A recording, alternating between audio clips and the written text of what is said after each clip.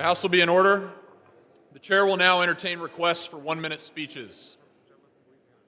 What purpose does the gentleman from Louisiana seek recognition? Without objection, the gentleman is recognized for 1 minute. Thank you, Mr. Speaker.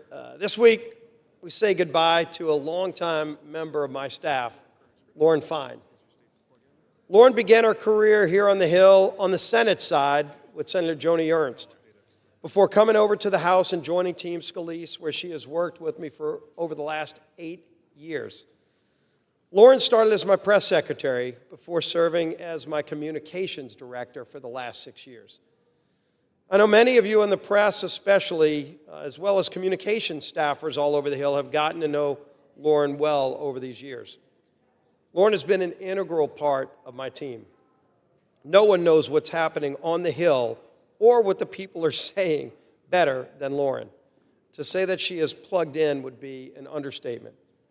From helping guide messaging on vital legislation and making sure that the media is getting the real story, to amplifying members' priorities and offering advice to aspiring communicators, I can guarantee that almost all of your comms directors have worked with Lauren at some point in time. Lauren is the Hill's #1 expert in communicating our Republican message to American people back home, as well as making sure that the people's voice is always heard here in D.C. She has served me long and trusted as an advisor and a dedicated conservative fighter. I appreciate all of her hard work over the years for Team Scalise and for the Republican Conference. And while we are incredibly sad to see her go, I know that her expertise and drive will make her shine in the next chapter of her life, where she will once again continue to thrive. Mr. Speaker, we will miss her here, but Lauren Fine, thank you, congratulations, and great luck, best of luck in the next chapter of your life. Mr. Speaker, I yield back the balance of my time. For what purpose does the gentlewoman from Pennsylvania seek recognition?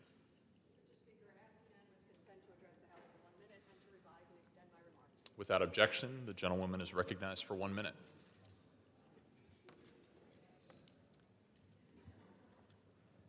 Mr. Speaker, there are places on this earth with unbearable suffering. Right now, Gaza is starving. Children are starving. These photographs are very difficult to look at, but I ask you to look, because this is a man-made famine. We are 698 days into the Hamas-Israel war, which we all understand, but it has been nearly 200 days since Prime Minister Netanyahu barbarously blocked all food, water, and medicine into Gaza. Palestinians in a cage with very little resources. Emaciated children too weak to walk or speak. Doctors, aid workers, journalists struggling with hunger and malnutrition, or being killed as they fight to save the sick and wounded. And instead of responding with mercy and moral clarity, the world watches, and the Trump administration responds with its usual weakness and cruelty, denying injured Palestinian children passage to the United States for care. This massive suffering is man-made, thus it must be stopped by man. Mr. Netanyahu, ceasefire now. Hostages home now, living and dead. The gentlewoman's time has expired. Surge humanitarian aid now. Tikkun Alam. For what purpose does the gentleman from Pennsylvania seek recognition?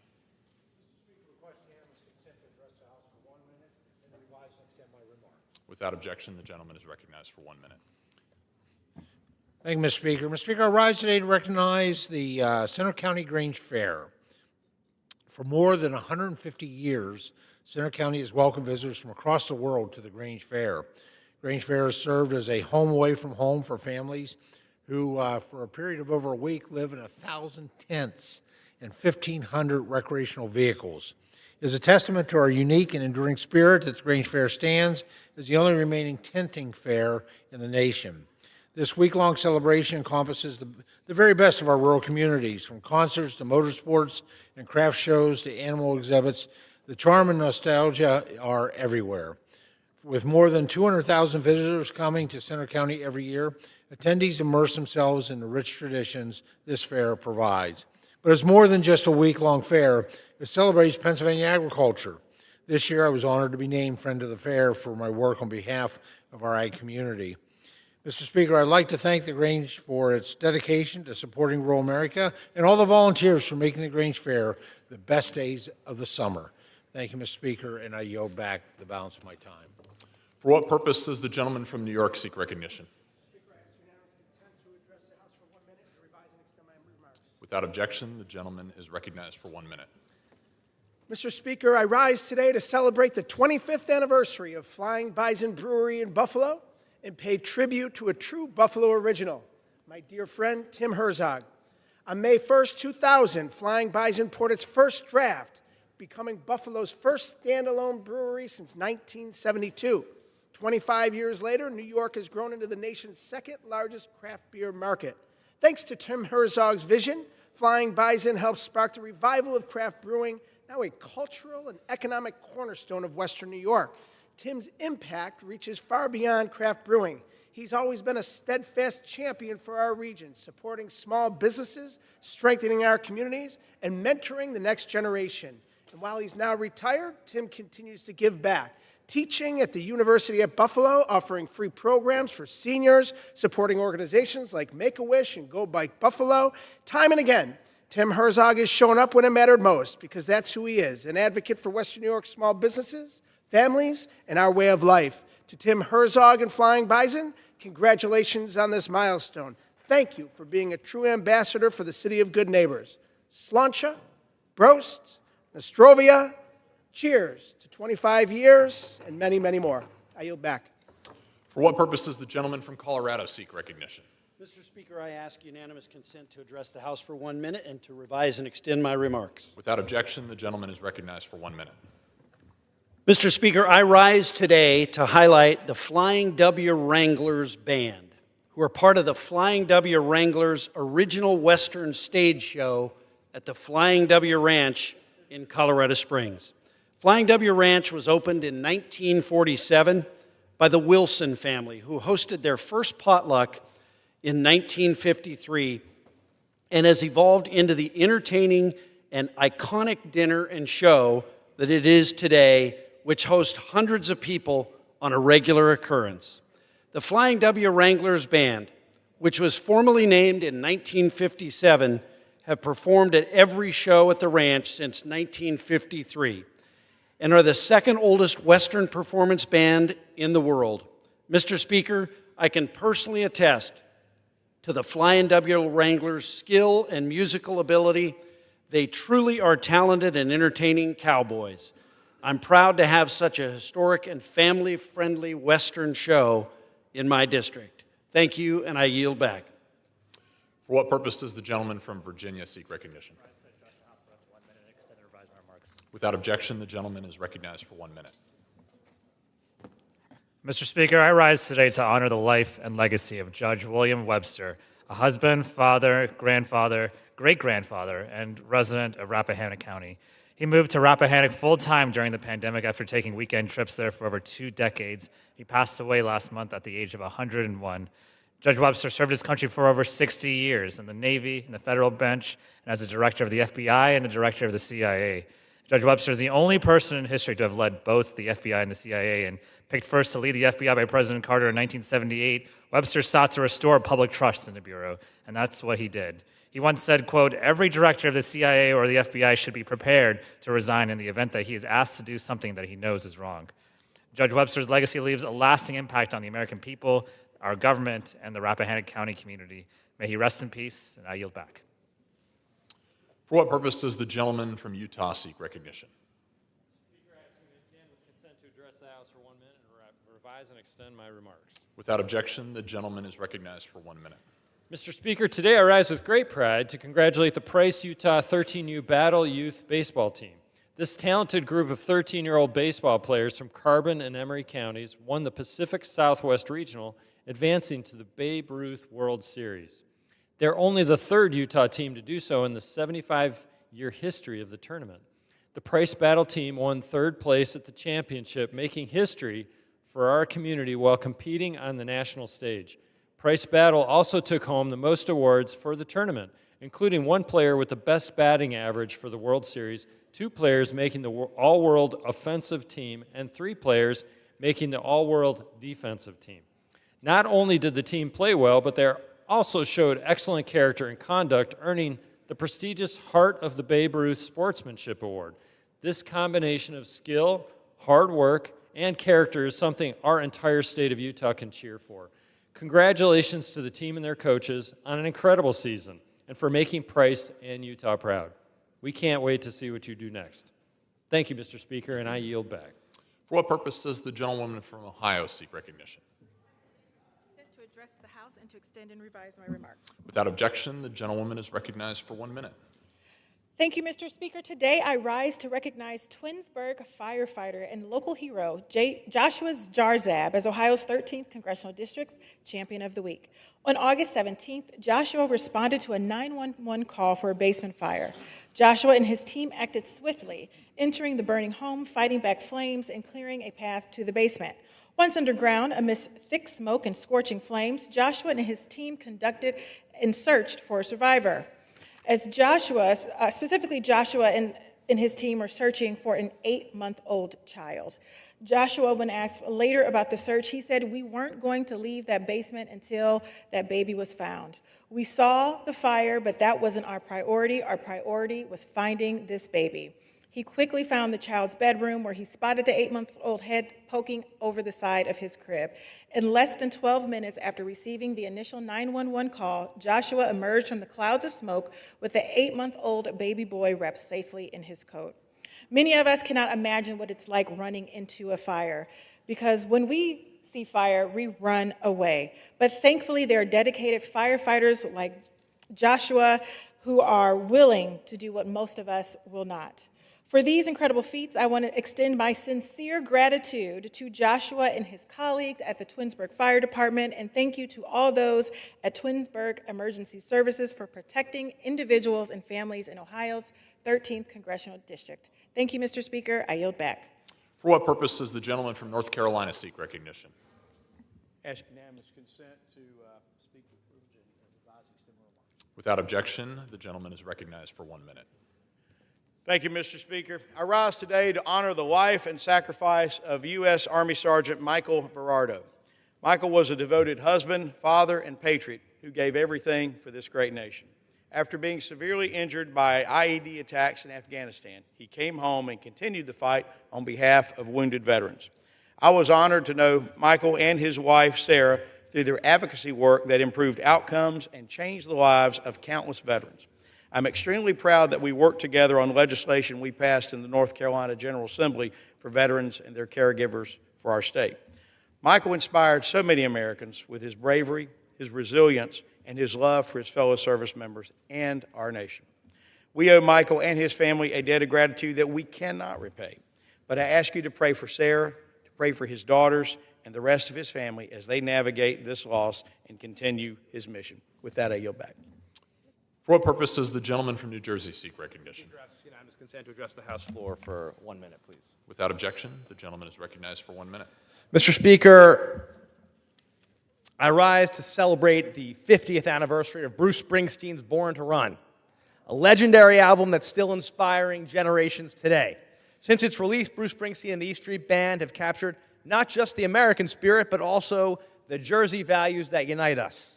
Bruce is Jersey, and Jersey is Bruce. Just when a 25-year-old kid from Freehold thought about giving up, his hard work paid off with an album that shared the Garden State with America and America with the world. Every song on the album is a timeless classic, from Thunder Road to Jungle Land to 10th Avenue Freeze Out to She's the One. Not to mention, of course, the title track. Whether from a turntable, cassette, the radio, or your phone, the boss sings for us all when chasing after that runaway American dream, baby, we were born to run. Thank you, Mr. Speaker, and I yield back. For what purpose does the gentleman from California seek recognition?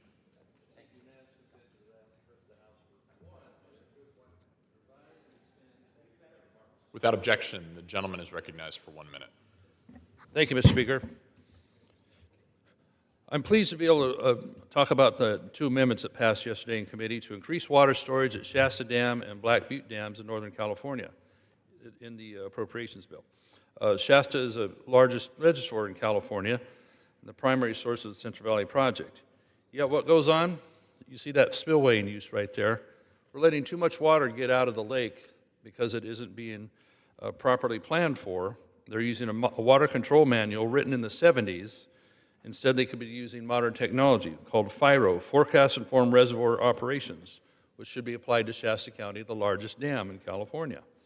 If we could apply that, we could save hundreds of thousands of acre feet that would normally be just going downstream or flooding out the roads of Glenn County, for example, as we saw this year. Updating the manual with modern forecasting using what they use on TV and the Weather Channel could actually inform operations for Army Corps there. We could be producing much more agricultural products and dispatchable power with that hydro plant.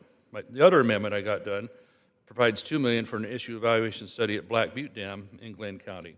It's the first step towards adding spillway gates that could boost storage by 100,000 acre feet there that you normally couldn't store. So we need the water, we need to store the water for agriculture, for energy, for people, even for the environment. I yield back. For what purpose does the gentleman from New York seek recognition?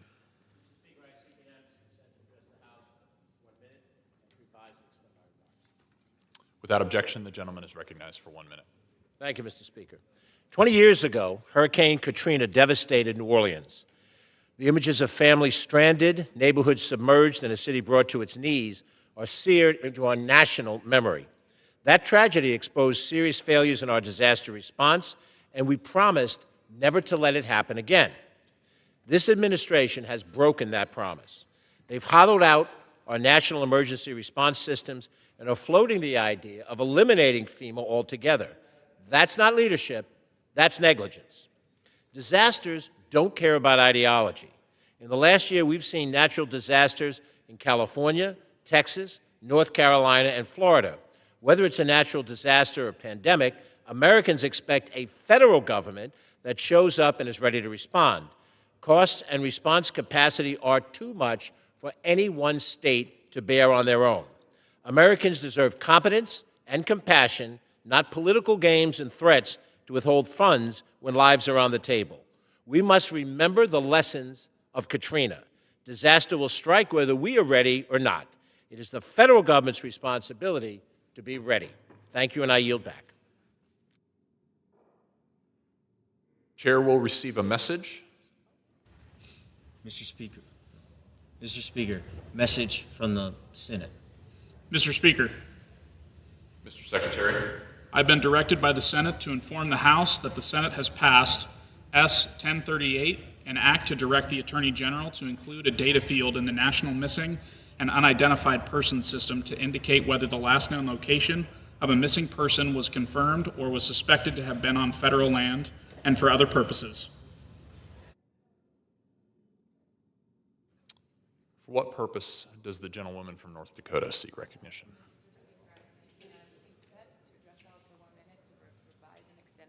Without objection, the gentlewoman is recognized for 1 minute. Mr. Speaker, I rise today to recognize a great milestone in North Dakota's history and our nation's future in space. Earlier this summer, the University of North Dakota launched our state's first ever satellites into orbit, a bold step forward in satellite operations and a powerful example of homegrown innovation. These low Earth orbit satellites, developed in partnership with the UVS USA, are operated from my alma mater, the Odegaard Hall in Grand Forks. The mission, known as ROADS, is about more than technology. It's about inspiring the next generation of scientists, engineers, and leaders in space. North Dakota has long led in agriculture, energy, defense, and aviation. Now we're expanding that leadership into space. I'm proud of the students, faculty, and innovators who made this mission possible. Thank you, Mr. Speaker. I yield back. For what purpose does the gentlewoman from Oregon seek recognition? Without objection, the gentlewoman is recognized for 1 minute. Mr. Speaker, I rise to call out the Trump administration for their arrest and unconstitutional treatment of my constituent. Last week, my constituent was working as a wildland firefighter to combat the Bear Gulch fire when CBP stopped his crew and arrested him. He was brought to the United States when he was just 4 years old. the United States is the only home he knows. For the past 3 years, he has bravely served as a wildland firefighter, putting his life on the line to protect us. Arresting a firefighter who is actively fighting a wildfire does not make our communities safer. For roughly 48 hours after his arrest, the Trump administration violated my constituents' constitutional rights. Despite requesting a phone call and his attorney, he was denied. Let me be clear. Immigrants deserve to be treated with dignity. The Constitution deserves to be followed. Communities deserve safety from wildfires, and first responders deserve to do their jobs unimpeded. Anything less is a slap in the face to the values we share as Americans. I yield back. For what purpose does the gentleman from Pennsylvania seek recognition? And extend my remarks. Without objection, the gentleman is recognized for 1 minute. Mr. Speaker, although I'm originally from Babylon, New York, like a few in the gallery today, Pennsylvania is home to a champion horse known as Smarty Jones. So I rise today to celebrate one of the great horses our Commonwealth has ever produced. Born and bred at Roy and Patricia Chapman's Someday Farm in Chester County, Smarty Jones was not just a racehorse, was Pennsylvania champion horse. In 2004, captivated the nation, winning the Kentucky Derby and the Preakness Stakes, and coming within a single length of the Triple Crown at the Belmont Stakes. Last month, Smarty Jones was inducted into the National Museum of Racing Hall of Fame. Today, thanks to Rodney and Sharon Eckenrod, he continues to stand at Equistar Training and Breeding Center in Lebanon County. I look forward to visiting that Smarty this weekend for an event my good friend, Chairman G.T. Thompson, is hosting. Smarty's story is proof that when you're Pennsylvania bred, you are built to win. I yield back. For what purpose does the gentleman from Virginia seek recognition? To revise and extend my remarks. Without objection, the gentleman is recognized for 1 minute. Mr. Speaker, I am honored to recognize Robert Upton, a Culpeper native who is training to join the U.S. Navy Submarine Force. Robert is currently a student at the Naval Submarine School training to serve as a sonar technician. Once he graduates, Robert will serve aboard or in support of a Navy submarine. He is inspired by his father, who was in the Army, and his grandfather, who was in the Marines during the Vietnam War. As a 25-year Army veteran and a member of the House Armed Services Committee, I know just how much our service members sacrifice to serve this country. That is why this week I'm recognizing him as Constituent of the Week. Robert, I thank you for your service and your sacrifice now and in the future for this nation. In Congress, I will always work to deliver for service members like you. Thank you. I yield back. For what purpose does the gentleman from Wisconsin seek recognition? I'd like to ask unanimous consent to speak for 1 minute and revise and extend my remarks. Without objection, the gentleman is recognized for 1 minute. I think it's important that all conservative opinion makers be aware of one of the controversies that's going on here right now. The United States is over $37 trillion in debt. You may hear from your local congressman that all sort of things can't be done because we have a 60-vote rule in the U.S. Senate, and we can't pass many bills without the 60 votes, including the big appropriation bills that have to pass every year. However, once a year, and due to a quirk, 3 times in the 2 years that this body is elected, we will have a chance to pass a bill with only 51 votes in the Senate. That's what we just did with regard to the big, beautiful bill. Obviously, there should be more changes to this government. There are people right now in this building who would like to have us not take advantage of the provision to pass any bill with 51 votes for the next year and 4 months. That is horrible. I hope conservative commentators are all over this. I hope they are asking any congressman if they really think we should waste the opportunities to pass bills with 51% or with 51 votes. In any event, the gentleman's time has expired. For what purpose does the gentlewoman from California seek recognition? Without objection, the gentlewoman is recognized for 1 minute. Ladies and gentlemen, the United States Conference on AIDS is taking place right now in Washington, D.C., and I rise to honor Paul Kawada, who is retiring after 37 years of extraordinary service as Executive Director of the National Minority AIDS Council, making him the longest-serving leader of a national HIV/AIDS organization in the United States.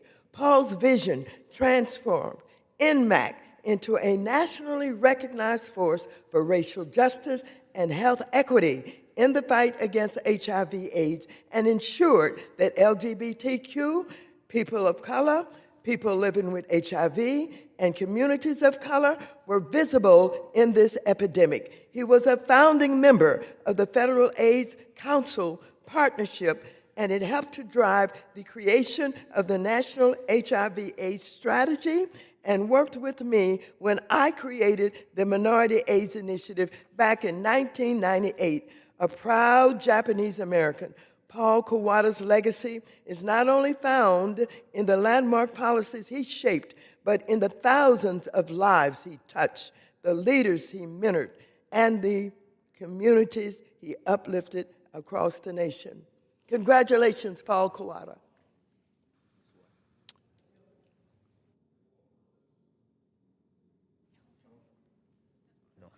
For what purpose does the gentleman from California seek recognition?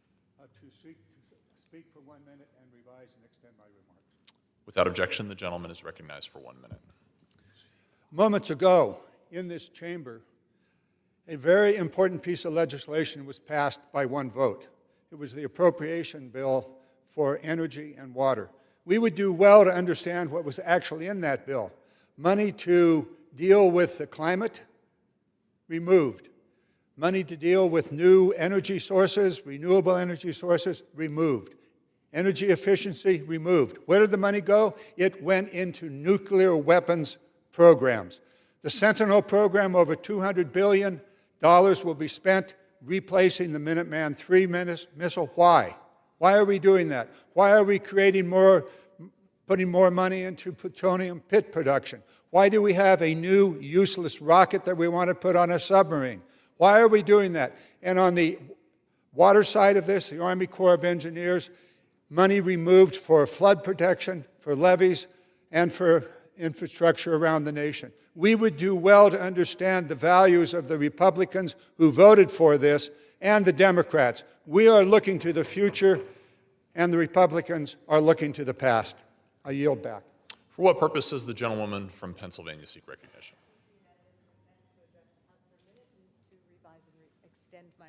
Without objection, the gentlewoman is recognized for 1 minute. Thank you, Mr. Speaker.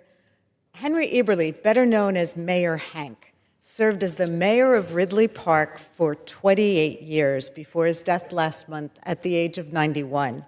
Hank was a born leader, from student council president at Sharon Hill High to a standout athlete at Franklin and Marshall College, where he was inducted in the Hall of Fame. Hank raised a family in Delco, where he became an executive at Sun Company and was active with his church and local civic groups. In retirement, he visited every national park in the continental U.S. during dozens of cross-country road trips. But Hank will long be remembered as a quintessential small-town mayor.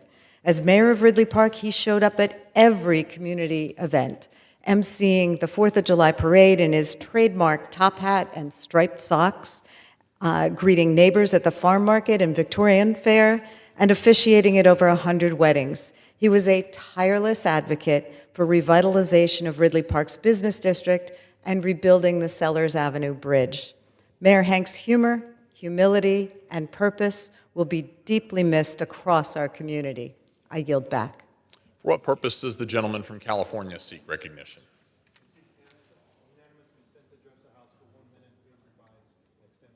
Without objection, the gentleman is recognized for 1 minute. Mr. Speaker, I rise today to recognize the retirement of a dedicated public servant in California's 31st District. Assistant Fire Chief Mike Fountain has served the community of West Covina and the West Covina Fire Department since 1995. Over his 30-year distinguished career, he has served as a firefighter, paramedic, fire captain, and assistant fire chief. He has worked tirelessly to ensure the community has the medical supplies and equipment it needs at all times. His impact on the community extends well beyond the firehouse walls. Mr. Fountain committed countless hours to mentoring newly recruited firefighters and lending the firefighters and served as a firefighters union as president. Through his example, Mike Fountain has showed us what leadership is all about. Mike has ensured the readiness of the West Covina Fire Department and made the firefighters and the community a top priority. That community is safer because of his work. Mr. Fountain, congratulations on an incredible career and a well-deserved retirement. I yield back. For what purpose does the gentlewoman from Maryland seek recognition?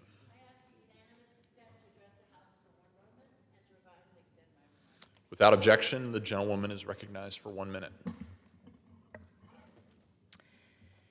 Mr. Speaker, I rise today to honor the life of Harry Hull Farr, a lifelong resident of the DMV whose service and achievements left a lasting impact on our community and country.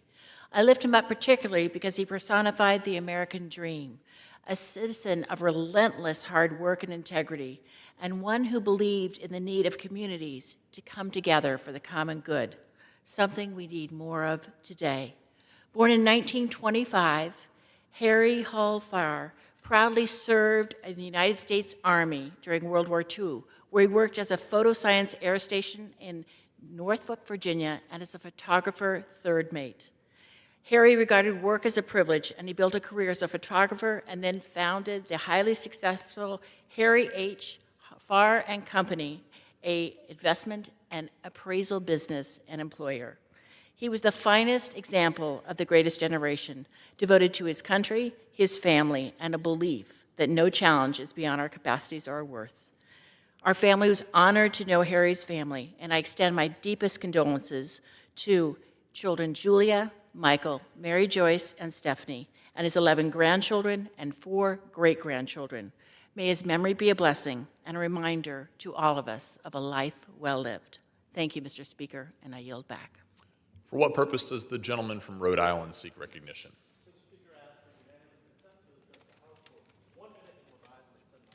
Without objection, the gentleman is recognized for 1 minute.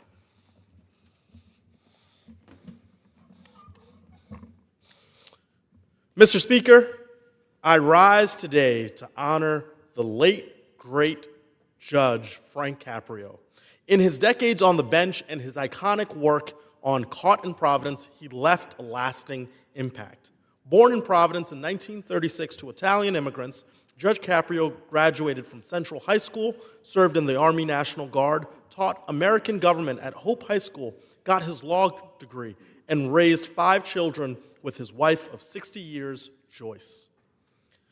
Whether dismissing parking tickets for those in need or teaching children about the courtroom, Judge Caprio proved justice and kindness go hand in hand.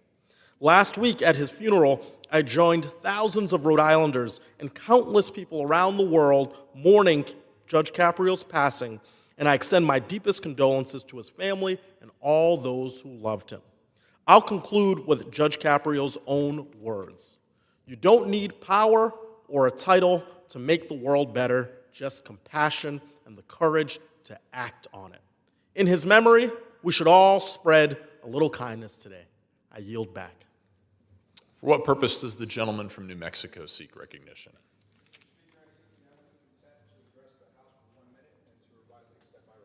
Without objection, the gentleman is recognized for 1 minute. Mr. Speaker, on behalf of New Mexico's 2nd District, I rise to highlight the dire financial situation that many rural communities face because of the lapse of secure rural schools funding. For over 20 years, Congress has used SRS to support rural areas where national forests limit the local tax revenue.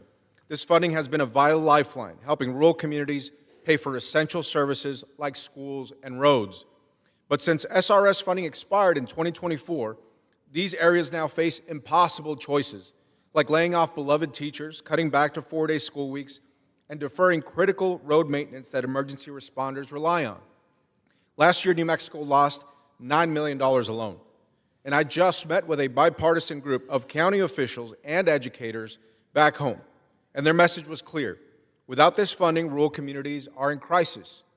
We must act now. I urge my colleagues to support the Secure Rural School Reauthorization Act so that rural communities in New Mexico and across the country are not forgotten and left behind without access to the basic needs. Thank you. I yield back. For what purpose does the gentleman from Puerto Rico seek recognition? Without objection, the gentleman is recognized for 1 minute. Mr. Speaker, last Thursday I visited the Ponce Health Sciences University and the Catholic University in Ponce, Puerto Rico. We launched Foro Campus, an initiative to visit universities and to listen about the impact that the Big Ugly Bill is having on students' future.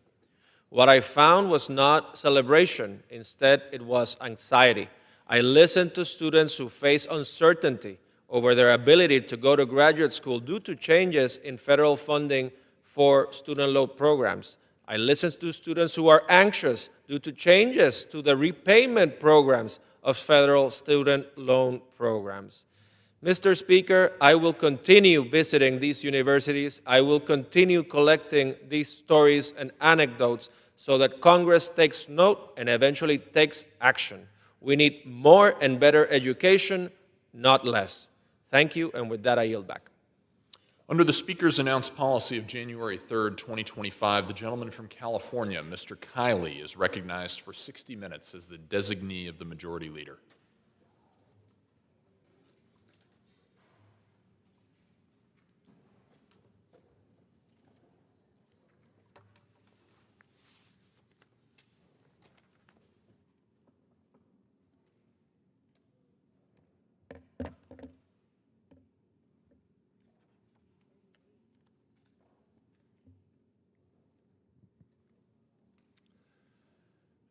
Mr. Speaker, the redistricting war in this country is starting to escalate to an absurd degree.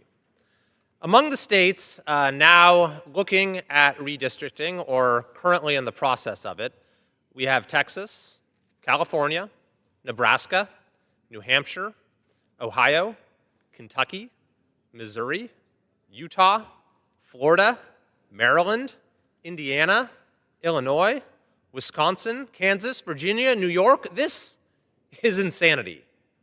Where does it end? Well, it certainly won't end this election cycle. There's no reason that in every election cycle now, you won't have states redrawing district lines if they sense any sort of advantage can be gained in the process. But just in this round of what will apparently be a new precedent of ongoing rolling redistricting, you're going to see millions of Americans across all of these states lose the right to vote for their current representative. My own district, for example, under a newly proposed map, would be cut into 6 different pieces. And so at least 5/6 of the current constituents that I have would lose the right to be able to choose me as their representative. What's more, this is going to consume an inordinate amount of time of state legislatures across the country, not to mention resources.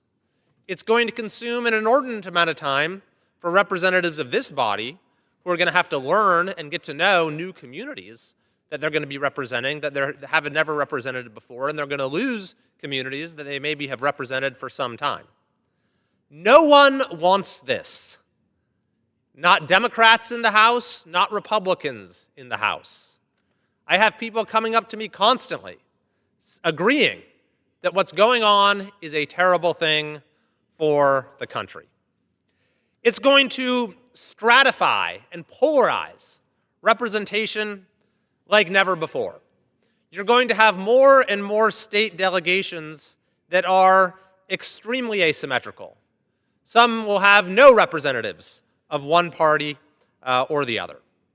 That can only mean fewer perspectives in this body, fewer Americans feeling like they are represented in our representative government. It can only mean more of the gridlock and division that Americans are so frustrated with. So this all raises the question, where is the Speaker of the House in all of this? Why is he, at the very least, going along with a redistricting war that the members who elected him overwhelmingly oppose? Why is the leader of this institution simply watching as the institution crumbles? And by the way, where is the minority leader as well? Speaker, or wannabe speaker, would-be speaker, Minority Leader Jeffries, who is all too happy to just treat this as another form of partisan warfare, who has adopted this horrible fight fire with fire slogan, apparently willing to burn everything down if it means he can be the next Speaker of the House. What our leadership seems to have forgotten is that the House is a co-equal, independent branch of our government. And there's supposed to be tensions between the branches. That's the design of our system. Even if the leaders of the other branches are carbon copies of yourself, there should, from time to time, be some tension because of the difference in perspectives and institutional roles and responsibility. And when the system works well, that can be a constructive tension that is resolved in a way that carries out our shared vision for the country and is in everyone's interest. But that requires real leadership. And right now, that leadership is sorely lacking. I believe that gerrymandering, wherever it occurs, is a plague on our democracy. Whichever party does it, and both parties have been amply guilty. That's why I've proposed House Resolution 4889 that will bring this redistricting war to an end by preserving the district maps that were used in our last election until the next census, when redistricting is supposed to be done.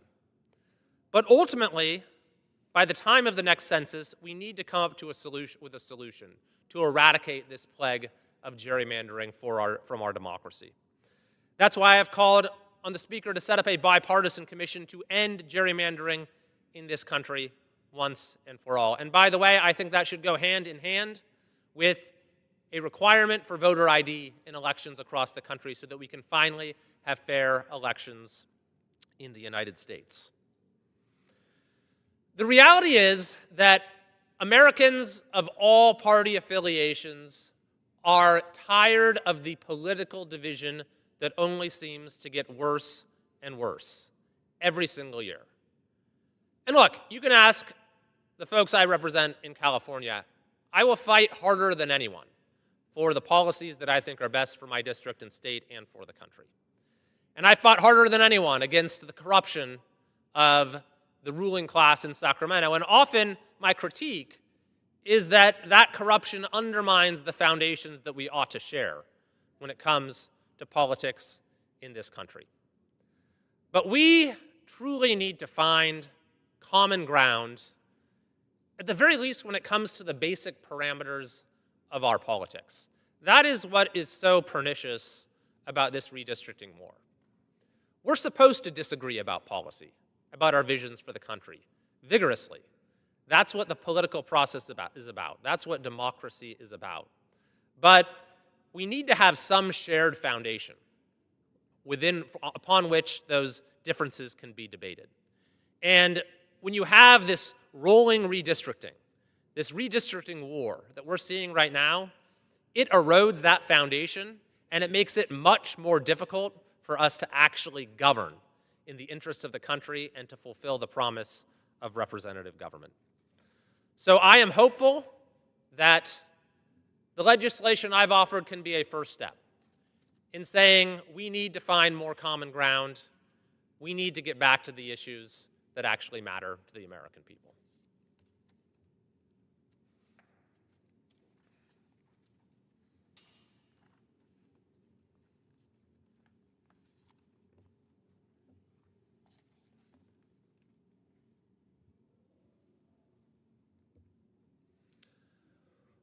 One of the worst consequences of this redistricting war we see breaking out across the country is that it has provided a pretext for the governor of California to do what he has always wanted to do, which is to undermine the fairness of our elections in California by abolishing the Independent Citizens Redistricting Commission. Now, the governor and his enablers insist they're only doing this because of what's happening in other states.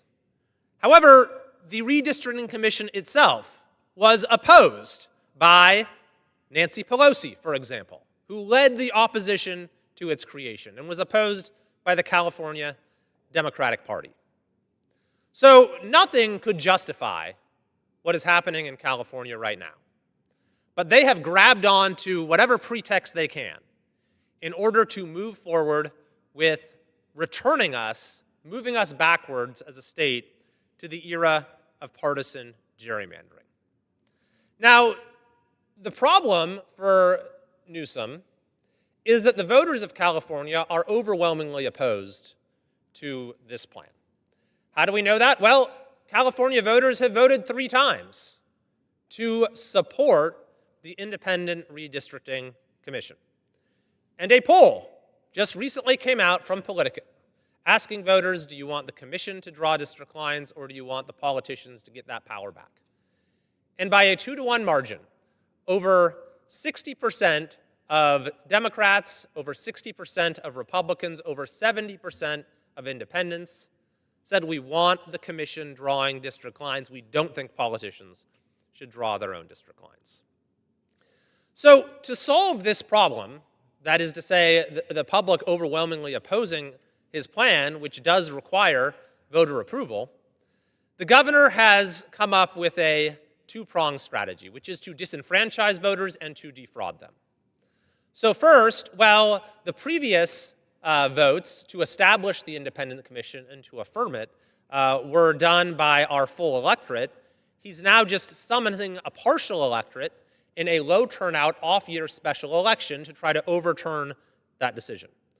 What's more, he's thrown out all of our election rules in order to accelerate and condense the election timeline unlike anything we've ever seen, so that the county registrars are unable to notify voters, as they usually would, that there's an election going on, so that the voter guide, at least at first, is only going to be available online, such that there will be fewer polling places and vote centers for people to actually vote in. So it is voter suppression through and through in an attempt to reverse the clearly articulated and repeatedly expressed view of the California electorate.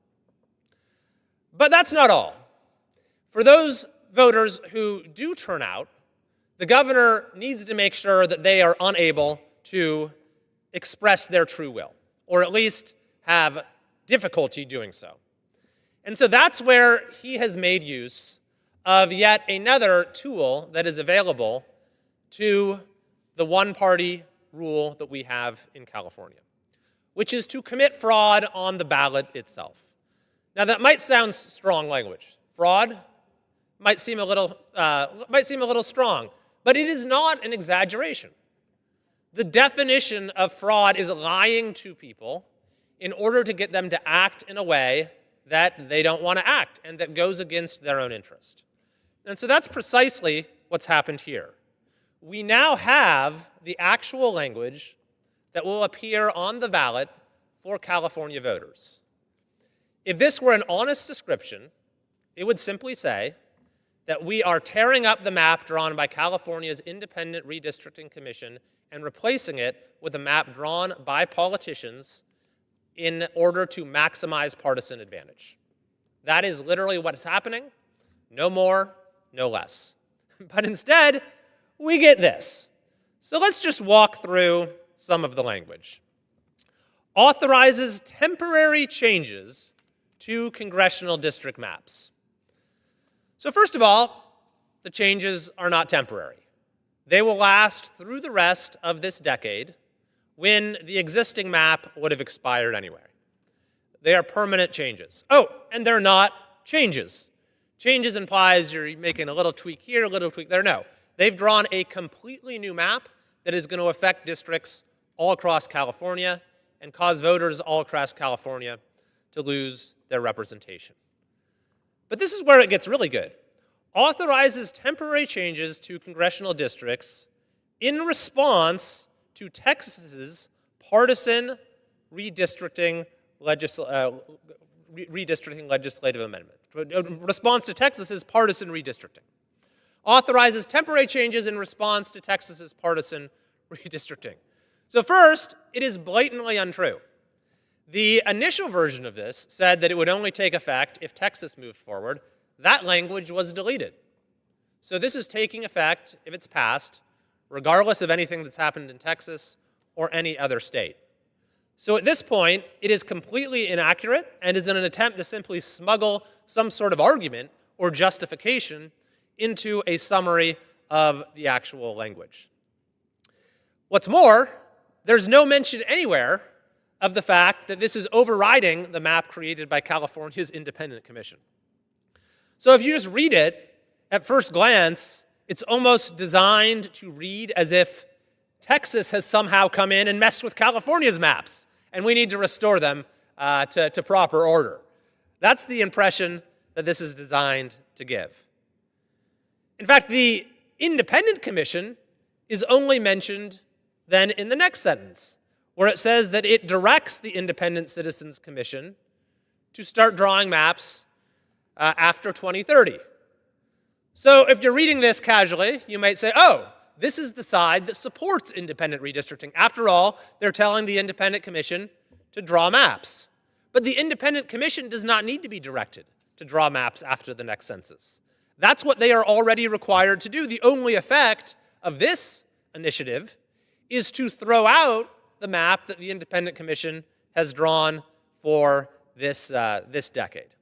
And then, to make things even more farcical, it goes on to say that it's establishing a policy of the state to support independent redistricting. No, it doesn't. It doesn't establish any policy supporting independent redistricting. The only thing that this initiative does, as it pertains to independent redistricting, is to shove aside California's Independent Redistricting Commission. A few other little inaccuracies. It says that this only lasts through 2030. In fact, the partisan map that was drawn behind closed doors by the California legislature and the DCCC will last through 2033. It says it'll only cost a few $1 million. That is outrageous. The special election itself is going to cost between $200 million and $250 million. And finally, what it doesn't mention at all is that this is overriding literally the entire rest of California's state constitution. That is the language that is actually in this constitutional amendment. It says that everything else in our Constitution does not apply. Partisan gerrymandering will be the supreme law of the land. So all of the protections in our Constitution right now that are manifested in the existing congressional map will be thrown out. That means the protections where we had extensive public input in drawing the maps. Instead, this map was drawn behind closed doors in a matter of days. The protections that say that those who draw the maps are not allowed to run for public office. This map was drawn by people who are in public office and hope to run in the very districts that they're drawing. The protections that say that the district lines need to follow neutral criteria, like keeping communities together and cannot be drawn in the interest of partisanship or to favor or disfavor any politician. That is all thrown out. This map tears communities apart. My district is torn into 6 different pieces. The county where I live is torn into 3 or 4 different pieces. And it's being designed for the explicit purpose of partisanship. Gavin Newsom has said the entire point of this map is to, quote, make California a whole lot bluer and to pick up 5 seats. Which, by the way, it says Texas's redistricting is partisan redistricting. Nothing about that in California when the very people who drew the maps have said that is literally the entire point of the exercise. So that is what's happening in California. There is this farce of democracy, this fraud that the governor is perpetrating on the electorate. There is a systematic attempt to suppress voters in order to return our state to the era of partisan gerrymandering. Indeed, we even now have reports that the leaders of the legislature itself that pushed this measure through at Newsom's behest have specifically gotten special districts drawn for themselves in order to run for Congress in. This is precisely why voters have said we do not want politicians drawing district lines, because they do so in the interests of themselves rather than the interests of the people that they're supposed to serve. And that is the ultimate evil of gerrymandering, is that it shifts power from the people to the politicians. That's why it undermines democracy and proper representation. And why is this happening, by the way? Well, it's really about one thing. The governor of California is desperate for some issue to run for president on. He has been trying throughout his tenure as our governor to find something, anything, to get himself national attention. And I have watched as he has failed time and time and time again. I remember in his first term at the beginning, he decided to create an animated Mario Kart style video of himself racing Donald Trump, thinking this was going to get him a lot of attention. I saw during the COVID shutdowns how he would come up with one crazy scheme after another because he was jealous that Andrew Cuomo was getting all the attention. That didn't really work for him either. This is literally the first time anything he's ever done has got him the attention that he so craves. And indeed, while his poll numbers are still abysmal in California, it actually seems to be working when it comes to the far left that tends to participate in primaries, which is another testament to just how badly our leadership here has failed, that they have managed to play into the hands of Gavin Newsom, who is not a very smart person, who is not a very crafty politician, and yet this redistricting war has played right into his hands. Now, despite all of this, I do believe that we can defeat Newsom's effort to defraud and disenfranchise California voters. And the reason I believe that is because we just did so last year. What happened with Prop 36, which is the initiative to make crime illegal again in California, is a perfect case study in how the governor of California has tried to undermine democracy in order to get his way. But with respect to Prop 36, he failed miserably. Indeed, in an attempt to stop this initiative, which he led the opposition to, he came up with 3 different schemes to undermine the will of California voters. The initiative, Prop 36, gathered something like 1 million signatures and so qualified for the ballot an initiative to restore basic consequences for criminal activity like retail theft and to get treatment for folks who have repeated drug offenses. The governor opposed this effort to make crime illegal again in California. So his first attempt to get this voter-qualified citizen initiative, the first attempt to undermine it, was what was called a poison pill. The scheme went like this. Newsom had the legislature pass a number of supposedly pro-public safety bills. Now, they didn't really do much, but they were supposedly part of a public safety package.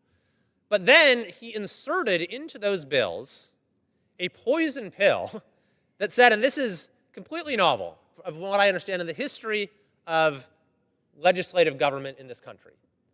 He inserted a poison pill saying that if California voters were so bold as to go out and vote for Prop 36, our initiative, then all of these other bills would automatically be reversed as a punishment, if you will. So I'll say that again. The bills themselves said that if voters go out and approve this initiative to make crime illegal again in California, then all of these other supposedly pro-public safety bills will automatically be repealed as a consequence. So what was the point of this? Well, you might say, was it to punish the voters? Maybe, but the real point was fraud. What the governor hoped to do was to get these measures passed, and then what he could say on the ballot, remember how he completely committed fraud, he's committing fraud on the ballot for the redistricting sham, What he wanted to do for the ballot on Prop 36 was to say, oh, this is a measure that will repeal all of these other pro-public safety bills, so that he could trick people into thinking it was actually an anti-public safety measure, when the whole point was to promote public safety. Now, that didn't work for various reasons. Even this proved too corrupt for the California legislature. So Newsom moved on to his next plan, which was known as the Imposter Initiative. So he came up at the last second with his own very much weaker, supposedly pro-public safety initiative to put on the ballot alongside Prop 36. And so the goal was to confuse voters and to get them to prefer his initiative. And indeed, he even changed the rules for how propositions are numbered in order to put his first. Now, you might say, well, that's not too much of a problem. Voters will just pass both. But he thought of that. He actually wrote into his initiative language saying that if it got more votes than our initiative, Prop 36, then Prop 36 would not take effect even if it got more than 50% of the vote. So the literal effect of his initiative would have been to overturn the results of a Democratic election. Fortunately, this plan failed too, because the governor, in his absolute disregard for any decency whatsoever, had used the name Alexandra's Law for a part of the initiative dealing with fentanyl. Now, this was genuinely part of our own initiative. It was a way to hold fentanyl dealers accountable. It was named after a young lady who tragically lost her life to fentanyl poisoning. And the governor went ahead and misappropriated that name and used it for his extremely much weaker version of this provision. And the family of this young woman spoke out against it, and it was only then that he was forced to remove this imposture initiative from the ballot. The third scheme that the governor came up with targeted me specifically. One of his cronies, a woman named Anne Revelle, filed a completely made-up, frivolous complaint against me with the FEC. It alleged that I had transferred $50,000 to the campaign account supporting this initiative. Completely untrue. Never did anything of the sort. Didn't transfer any money to it. Even if I had, it wouldn't have been a violation of the law. But Ms. Revelle had a brief stint as chair of the FEC herself, and she has since turned this into sort of a gig where she can make partisan claims and give them a sort of aura of legitimacy as coming from the former FEC chair. And so fellow Democrats have called her out on this time and time again, that this is what she's doing. Even in her own failed campaign for state senate, this is what she did. So she files this complaint. Before I even see it, she hands it off to the LA Times. The LA Times dutifully publishes a headline, former FEC chair files complaint related to Prop 36, and then they went and showed that article to anyone who was considering supporting the initiative in order to try to deter them from doing it. Now, of course, the FEC rejected Ms. Revelle's complaint since it was completely made up, the very body that she was once the supposed chair of, completely disgraceful thing that she did. But that attempt also, of course, failed. So all three of these attempts to undermine the opportunity for voters to even vote on this fairly failed. It went to the ballot box. Newsom led the campaign against it at the ballot box. The end of the day, Prop 36 passed overwhelmingly with nearly 70% of the vote in the state of California. It passed in each and every one of California's 58 counties, even Gavin Newsom's San Francisco. It received more votes than any other measure on the ballot last year. So yes, the governor is using every corrupt means at his disposal in order to undermine our democracy, to overturn the will of our voters, to deprive our people of fair representation. But this example shows that we still have the power to fight back and to win.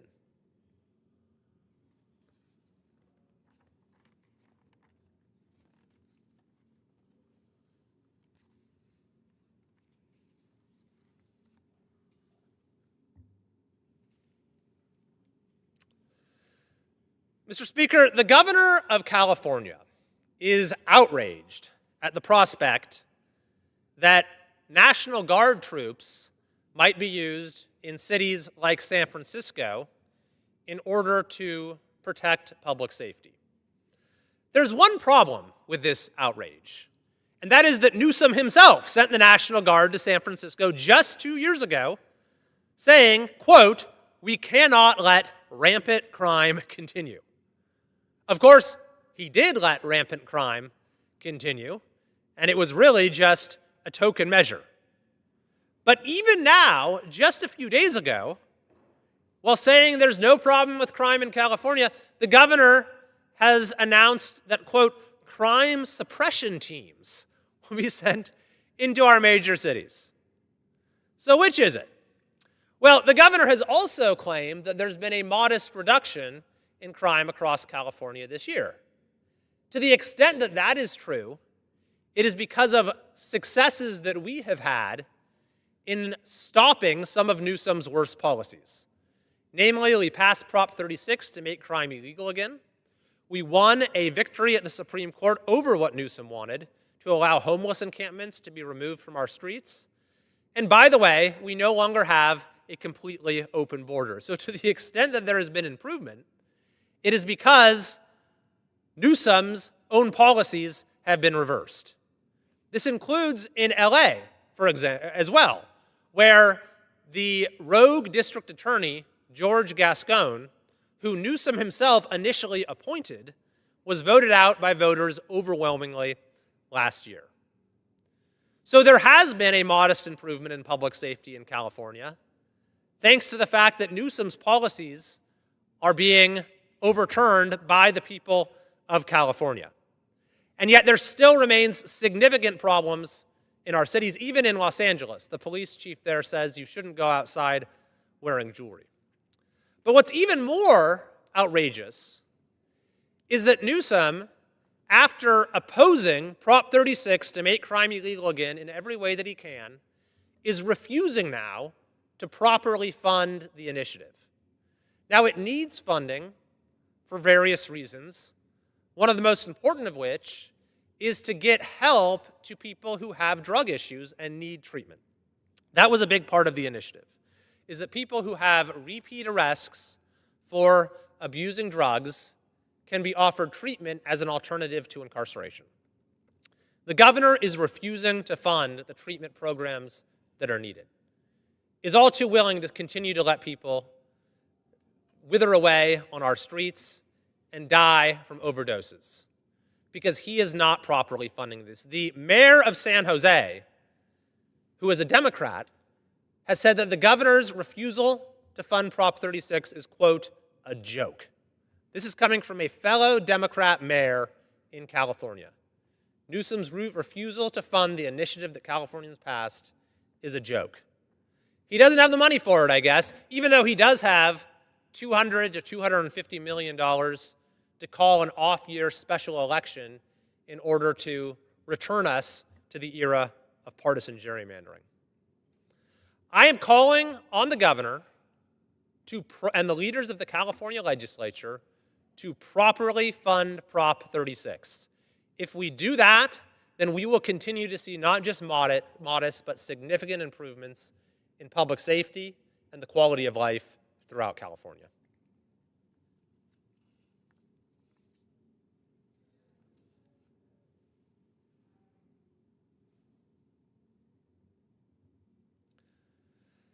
Mr. Speaker, we recently received the latest unemployment numbers for the month of July for states across the country.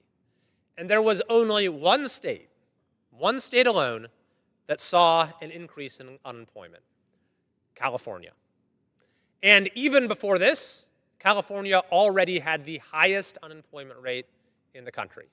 #1 out of 50 states. This is not what you want to be leading the nation in. Which is why it was particularly farcical when the governor this Labor Day claimed California is the #1 state in the country for workers. Absolutely false. California has the #1 unemployment, the #1 poverty. We've been among the worst states in the country when it comes to increase in the wages of workers. And we're, of course, by far the worst when it comes to restricting job opportunities for workers through AB 5, a law so bad that no other state has adopted anything like it.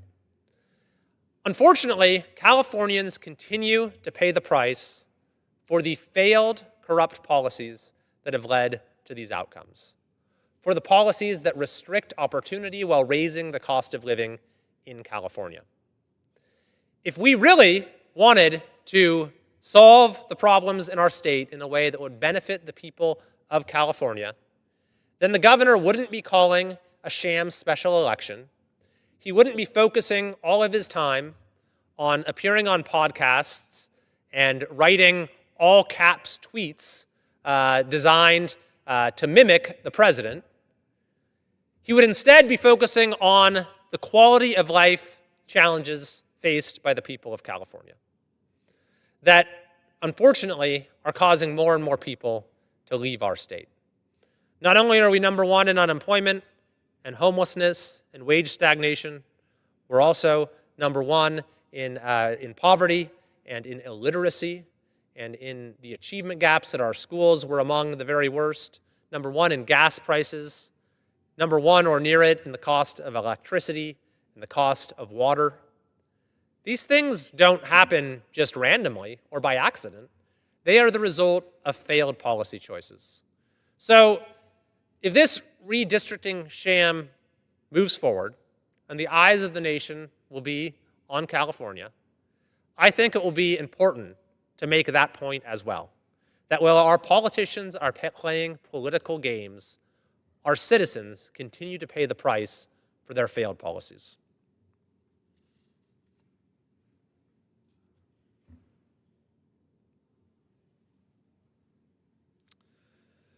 Mr. Speaker, a few weeks ago, I introduced the No Tax Dollars for Riots Act in response to the horrifying events in Los Angeles in recent months, where you had rioters attacking officers, using commercial dumpsters as battering rams, and threatening public safety in a variety of ways. And what we learned is that this violence was fueled and organized by a so-called nonprofit called Churla that actually was blasting out on a signal chat the real-time locations of ICE officers so that the rioters could then go find them, obstruct their activities, and in some cases attack them with rocks and Molotov cocktails and other weapons. What makes this all the worse is that this group, Churla, is essentially a subsidiary of the state of California and received some $32 million in funding from the state of California just in 1 year, as well as receiving federal funding and receiving generous subsidies from the city of Los Angeles. I introduced the No Tax Dollars for Riots Act to assure that this does not happen again. And as if to underscore the need for this legislation, this same group, Churla, that helped organize the LA riots, has now announced that they will be leading the grassroots organizing for Gavin Newsom's redistricting sham. The same group that has benefited so generously from his largesse, that has received funding from California taxpayers in order to help organize and instigate the actions of rioters, is now leading the grassroots organizing for this attempt to overturn the will of California voters. It is all the more reason why this type of funding should not be allowed. So I am calling for the prompt passage of my bill, the No Tax Dollars for Riots Act.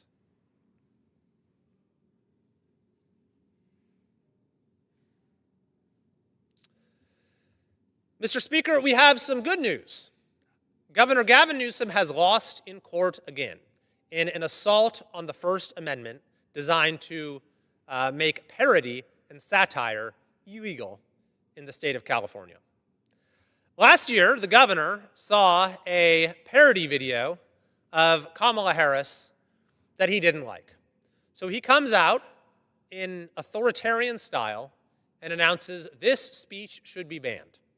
And not only did he announce it, the legislature did his bidding, passed a bill, and he signed it into law to ban the sort of parody video that was seen by many people during the election. Now, of course, I made it very clear at the time that this was a violation, a blatant violation of the First Amendment. Didn't stop Newsom from signing the bill. He's had many bills before that violated the First Amendment and that were thrown out by the courts.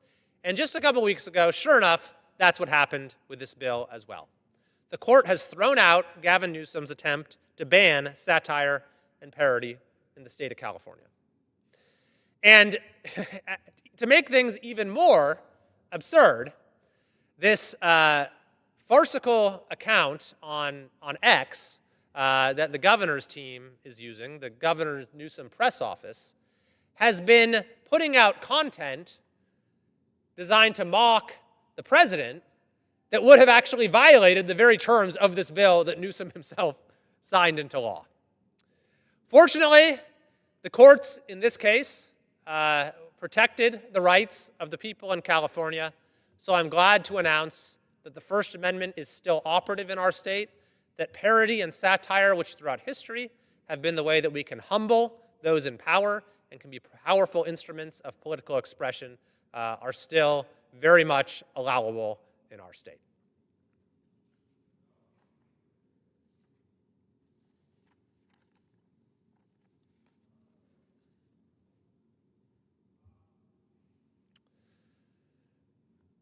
Mr. Speaker, today I'm announcing that I will be co-authoring H.R. 5106, the Restore Trust in Congress Act, which is designed to end insider trading by members of Congress. Specifically, this bill prohibits all members of Congress, along with spouses, dependent children, and trustees, from owning, buying, or selling individual stocks, securities, commodities, or futures.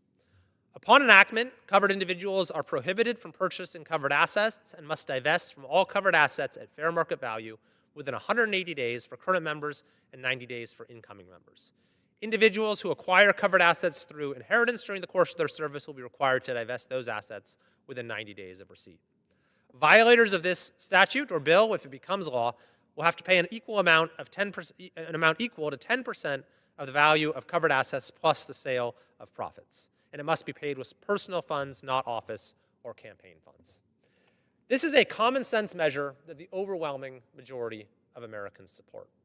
The notion that someone should be able to profit from their government service, or even the appearance of that, undermines trust in government, which is so essential to the representative form of democracy that we have here in the United States. So I am hopeful that this legislation will be brought to the floor by House leadership expeditiously, and we can get it passed and signed into law in a bipartisan way in order to help restore trust in Congress, as the name suggests.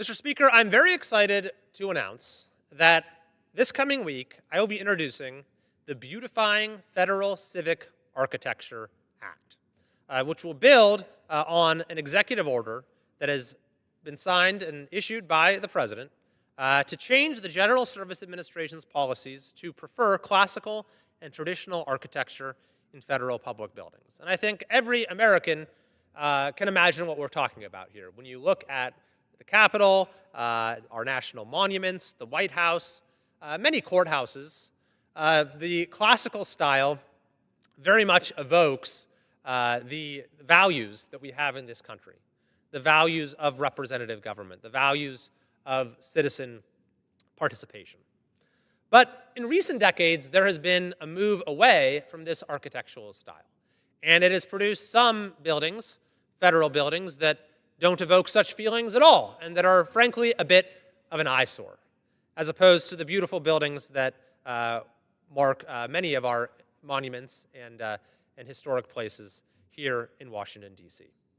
So I am very happy to be authoring this bill in the House to make it the policy of the United States that federal buildings should uplift and beautify public spaces, inspire the human spirit, ennoble the United States, and command respect from the general public. It declares that these buildings should be visually identifiable as civic buildings and respect the regional architectural heritage. That's important as well. And while the policy gives preference towards traditional and classical architecture, other styles are permissible if they clearly convey the dignity, enterprise, vigor, and stability of America's system of self-government. Of course, the bill also makes it the policy that federal buildings should be selected with substantial input from local communities. So I have long argued that we need in many ways to return to the classical understanding of representative government, of self-government, that was the vision of our founders, and to find ways in order to revive that spirit.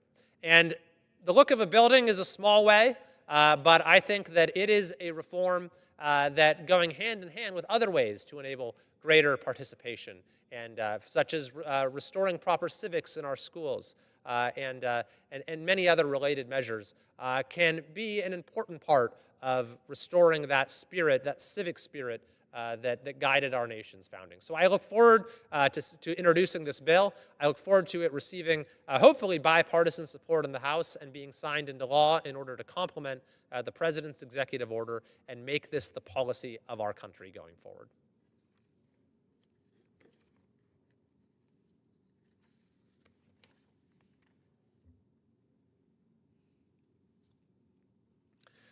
Mr. Speaker, I rise today to recognize a significant milestone in the community of Grizzly Flats, the groundbreaking of the first home under the new El Dorado County Title 25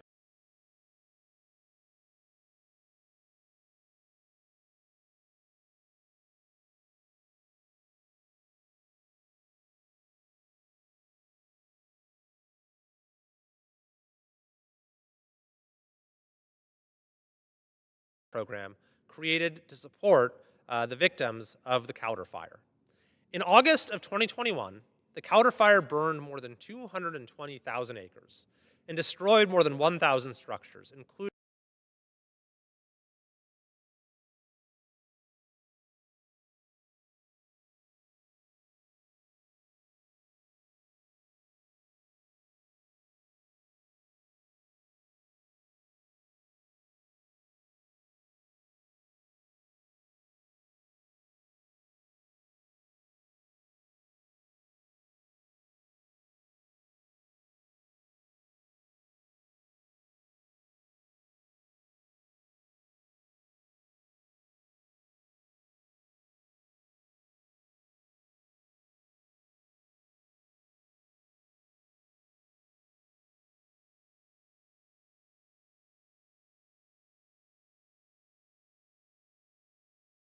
hundreds of homes in Grizzly Flats.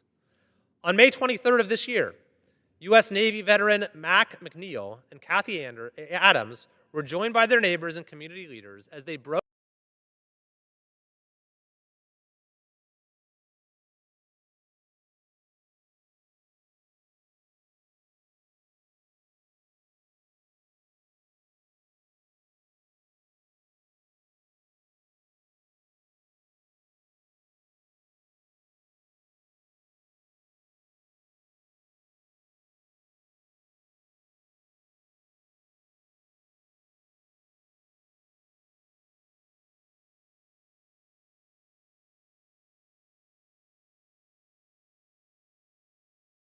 ground on what will soon be their newly constructed home. The first home rebuilt by a nonprofit charitable organization in Grizzly Flats after the Cowder Fire. This new home will provide Mac and Kathy with a safe, comfortable, and dignified living space after their home and many others were tragically destroyed 4 years ago. The construction of this new home is being supported by an organization called Nonprofit Construction, which is leading the rebuild, and El Dorado County's Title 25 program, which streamlines the rebuilding process for homes damaged or destroyed by the Cowder Fire. This groundbreaking and upcoming construction of this new home represents not just shelter, but also the community's unwavering strength, resilience, and its determined step forward on the path to recovery. I'm confident that innovative housing solutions like this one will not only uplift the Grizzly Flats community, but will also serve as a powerful blueprint for resilience and recovery across California and the nation. Therefore, on behalf of the United States House of Representatives, I am honored to join the people of El Dorado County and Grizzly Flats in congratulating Mr. Mac McNeil and Ms. Kathy Adams on the groundbreaking of their new home.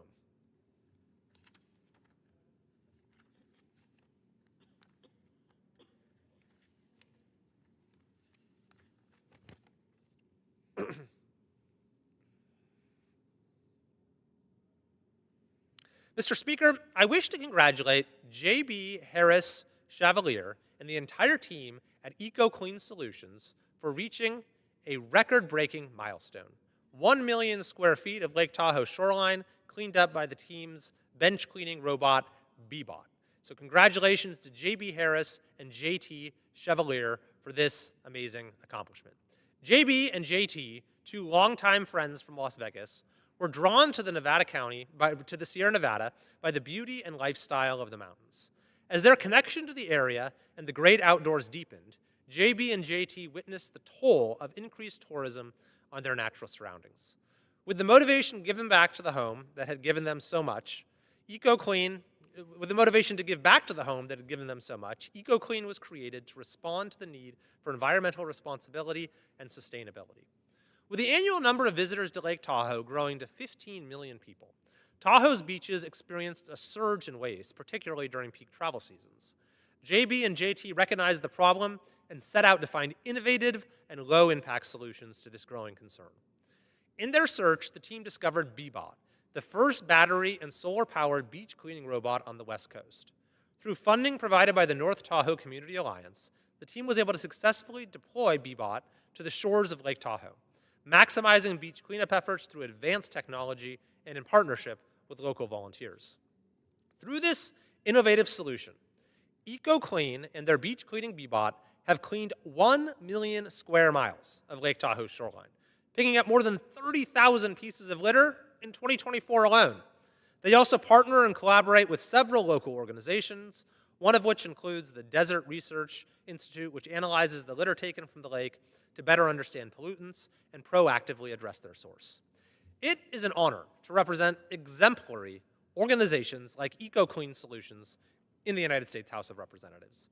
This organization exemplifies how American innovation can serve as a solution to the issues that are facing our communities and the nation at large. Therefore, on behalf of the United States House of Representatives, I am honored to recognize JB, JT, and EcoClean Solutions for reaching this significant milestone and for their ongoing dedication to protecting the beauty of Lake Tahoe's shorelines for generations to come.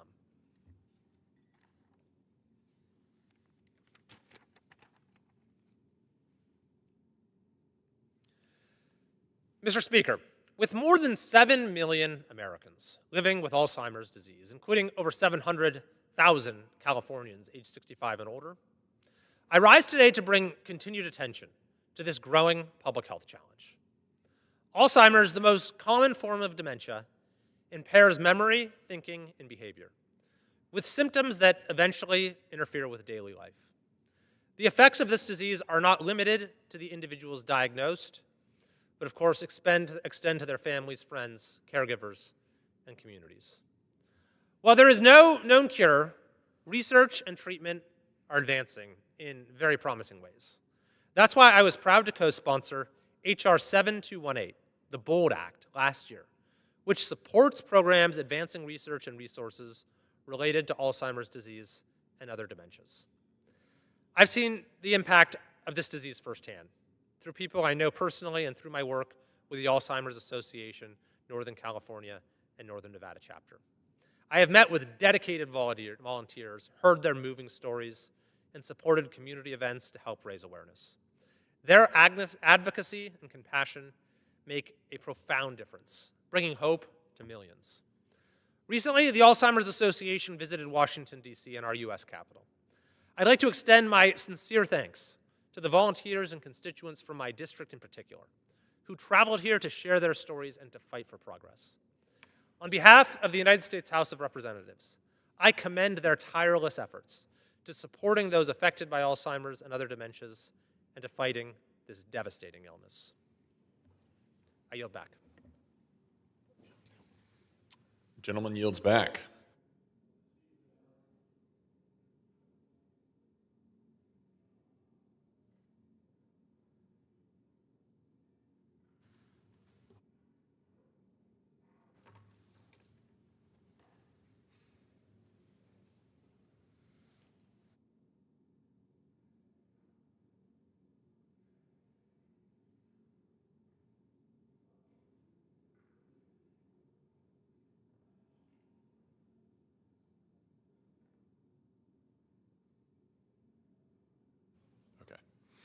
Under the Speaker's announced policy of January 3rd, 2025, the gentleman from Texas, Mr. Green, is recognized for 60 minutes as the designee of the Minority Leader.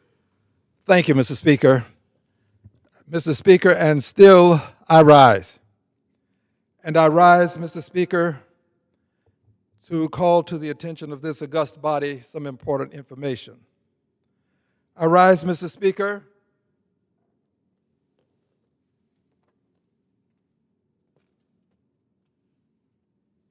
as the only member of Congress ever to be evicted during a joint session of Congress.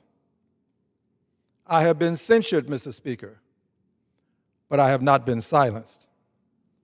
So and still I rise today to call to our attention some history associated with the Voting Rights Act and to bring to our attention how this Voting Rights Act has had a positive impact on our nation, on this Congress, and I would say indirectly on the entire planet Earth.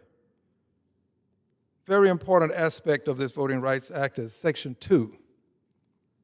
Section 2. Section 2 had its genesis, as is the case with the Voting Rights Act of 1965, with Bloody Sunday. Bloody Sunday occurred in March of 1965 at the Edmund Pettus Bridge. One of our members, John Lewis, was there. In fact, he was a leader of this march on Bloody Sunday. And as such, he informed us, I talked to him on more than one occasion about it, how they started the march at a church and how they approached the Edmund Pettus Bridge, and how on approach to the Edmund Pettus Bridge they could see the bridge itself, and as they got more along the way, they could see that there were persons waiting for them. These persons were on horseback, some of them. Others were not, but they were armed.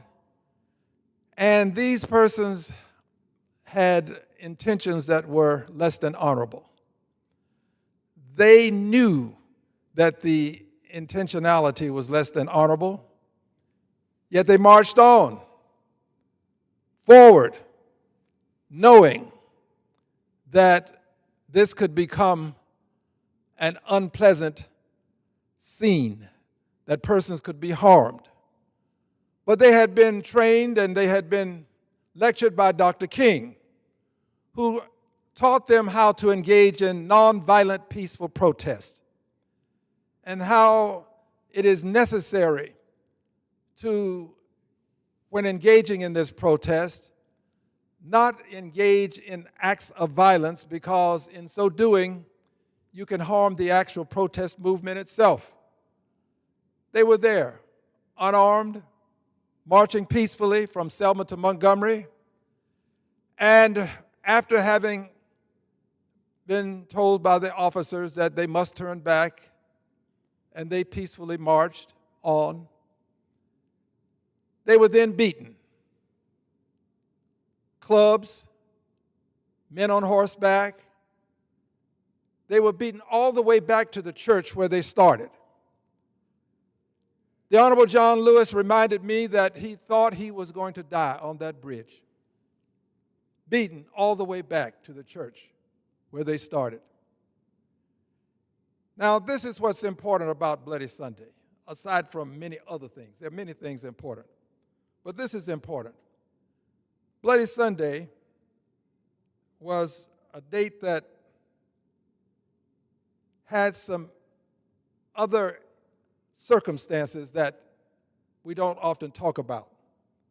So I'm just going to read something that will help us better understand why Bloody Sunday and this time in our history is so horrific, and it gave a president an opportunity to do something that but for Bloody Sunday he could not have done. This is what I'd like to read. 4 deaths are directly attributed to the events of Selma to Montgomery marches. Jimmy Lee Jackson, who was shot by a state trooper in February 1965 before the main march. James Reeb, a white minister, beaten in March 1965 after Bloody Sunday. Viola Liuzzo, a white civil rights activist, shot and killed in March 1965, and Jonathan Daniels, another white activist, shot and killed in July 1965 during a later demonstration related to the marches. All of these things happened around Bloody Sunday. But Bloody Sunday afforded President Lyndon Johnson the opportunity to sign into law the Voting Rights Act of 1965. My speculation is, if not but for these horrific events and for the world having the opportunity to see the horrors of invidious discrimination, the horrors of segregation, the horrors associated with people who had hate in their hearts and were determined to prevent people of color from having the same rights that they enjoyed, meaning the people who were Anglos enjoyed. This Bloody Sunday is marked by violence, but it is also a mark in history that gave us the 1965 Voting Rights Act. Now, 1965 Voting Rights Act, signed on August the 6th of 1965. Signed on August 6, 1965, by Lyndon Johnson. Here is what's important. When it was signed on August 6th, in the 89th Congress, there were 6 black members of Congress. 6. 5 Latinos, 4 Asians, total of 15 persons of color that we could identify as such. As of January 3rd, 2025, in this Congress, the 119th Congress, we have 68 black persons, from 6 to 68. Latinos from 5 in 1965 to 58. Asians from 4 in 1965 to 24. A total of 150. 150. I submit to you that a good many of this 150 are currently at risk, and if things continue as they are in Texas, we are likely to lose a third or more of this 150 members of Congress. Let's talk about Texas for just a moment. In Texas, we have evidence that I shall offer into the record of 2 letters. The first letter is a letter from the Justice Department, and this letter from the Justice Department is addressed to the governor of the state of Texas, Governor Gregory Abbott, and addressed to the Attorney General Ken Paxton. The letter is dated July 7th, 2025. The reference line is unconstitutional race-based congressional districts, Texas 9, Texas 18, Texas 29, and Texas 33. Unconstitutional race-based districts. This letter, dated January 7th, has language indicating that if the state of Texas fails to rectify the racial gerrymandering of Texas 9, 18, 29, and 33, the Attorney General reserves a right to seek legal action against the state, including without limitation under the 14th Amendment. There's an accusation being made against the state of Texas that the state of Texas engaged in unconstitutional race-based congressional district gerrymandering, I suppose, as this letter would indicate it. However, this letter, which has a July 7th date on it, requires the Attorney General for the state of Texas, or the governor, or both, to respond by July 7th. The letter is dated July 7th, and the response is required. It says here, please respond to this letter by July 7, 2025, and advise me of the state's intention to bring its current redistricting plan in compliance with the U.S. Constitution. Let's just focus on these dates for just a second. July 7th, the date of the letter, and the request for response, same date. Now, it can be said that maybe this was a mistake and they meant it to insert another date, but it could also be a means by which you can tell a person, call me, contact me right away, contact me today, contact me ASAP as soon as possible. I believe that there was a conversation that took place, and I believe that that conversation is in part why we have the maps that we have today. The Attorney General for the state of Texas responded to the Justice Department, and here is the Attorney General's letter. I shall offer it into evidence, into the record, and it is addressed to the Justice Department, U.S. Justice Department Civil Rights Division. There is a part of this letter that addresses the allegation that Texas engaged in race-based gerrymandering. And the Attorney General has in bold print, the only bold print on the pages, there are 2 pages, these words: the Texas legislature did not pass race-based electoral districts for any of some 3 maps that are discussed in the letter, which includes the maps that are addressed by the Justice Department. By the way, the President having made the request that this be done. So the Attorney General for the state of Texas says, no, no, no, no. We don't do business like that. We don't draw lines to benefit people of color. We draw our lines to gain some partisan advantage. Let me read just a little bit more of what it says just in this one paragraph. It says, the evidence at the trial, there was a trial concerning the maps that the Justice Department is referencing. The evidence at the trial was clear and unequivocal.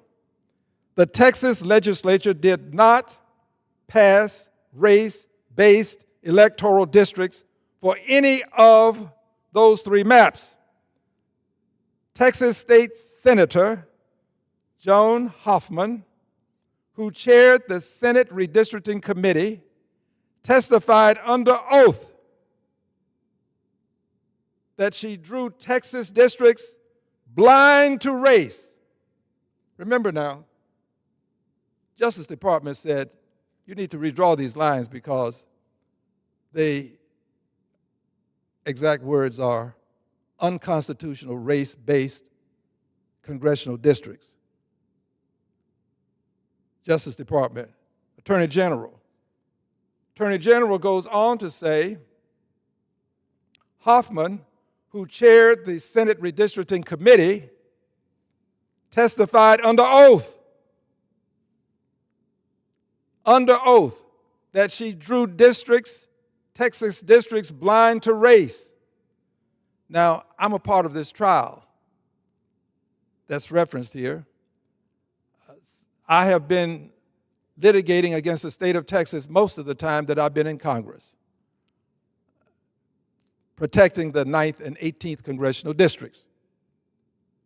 Says here, some things bear repeating, Hoffman, who chaired the Senate Redistricting Committee, testified under oath that she drew Texas districts blind to race and sought to maximize Republican political advantage balanced against traditional redistricting criteria.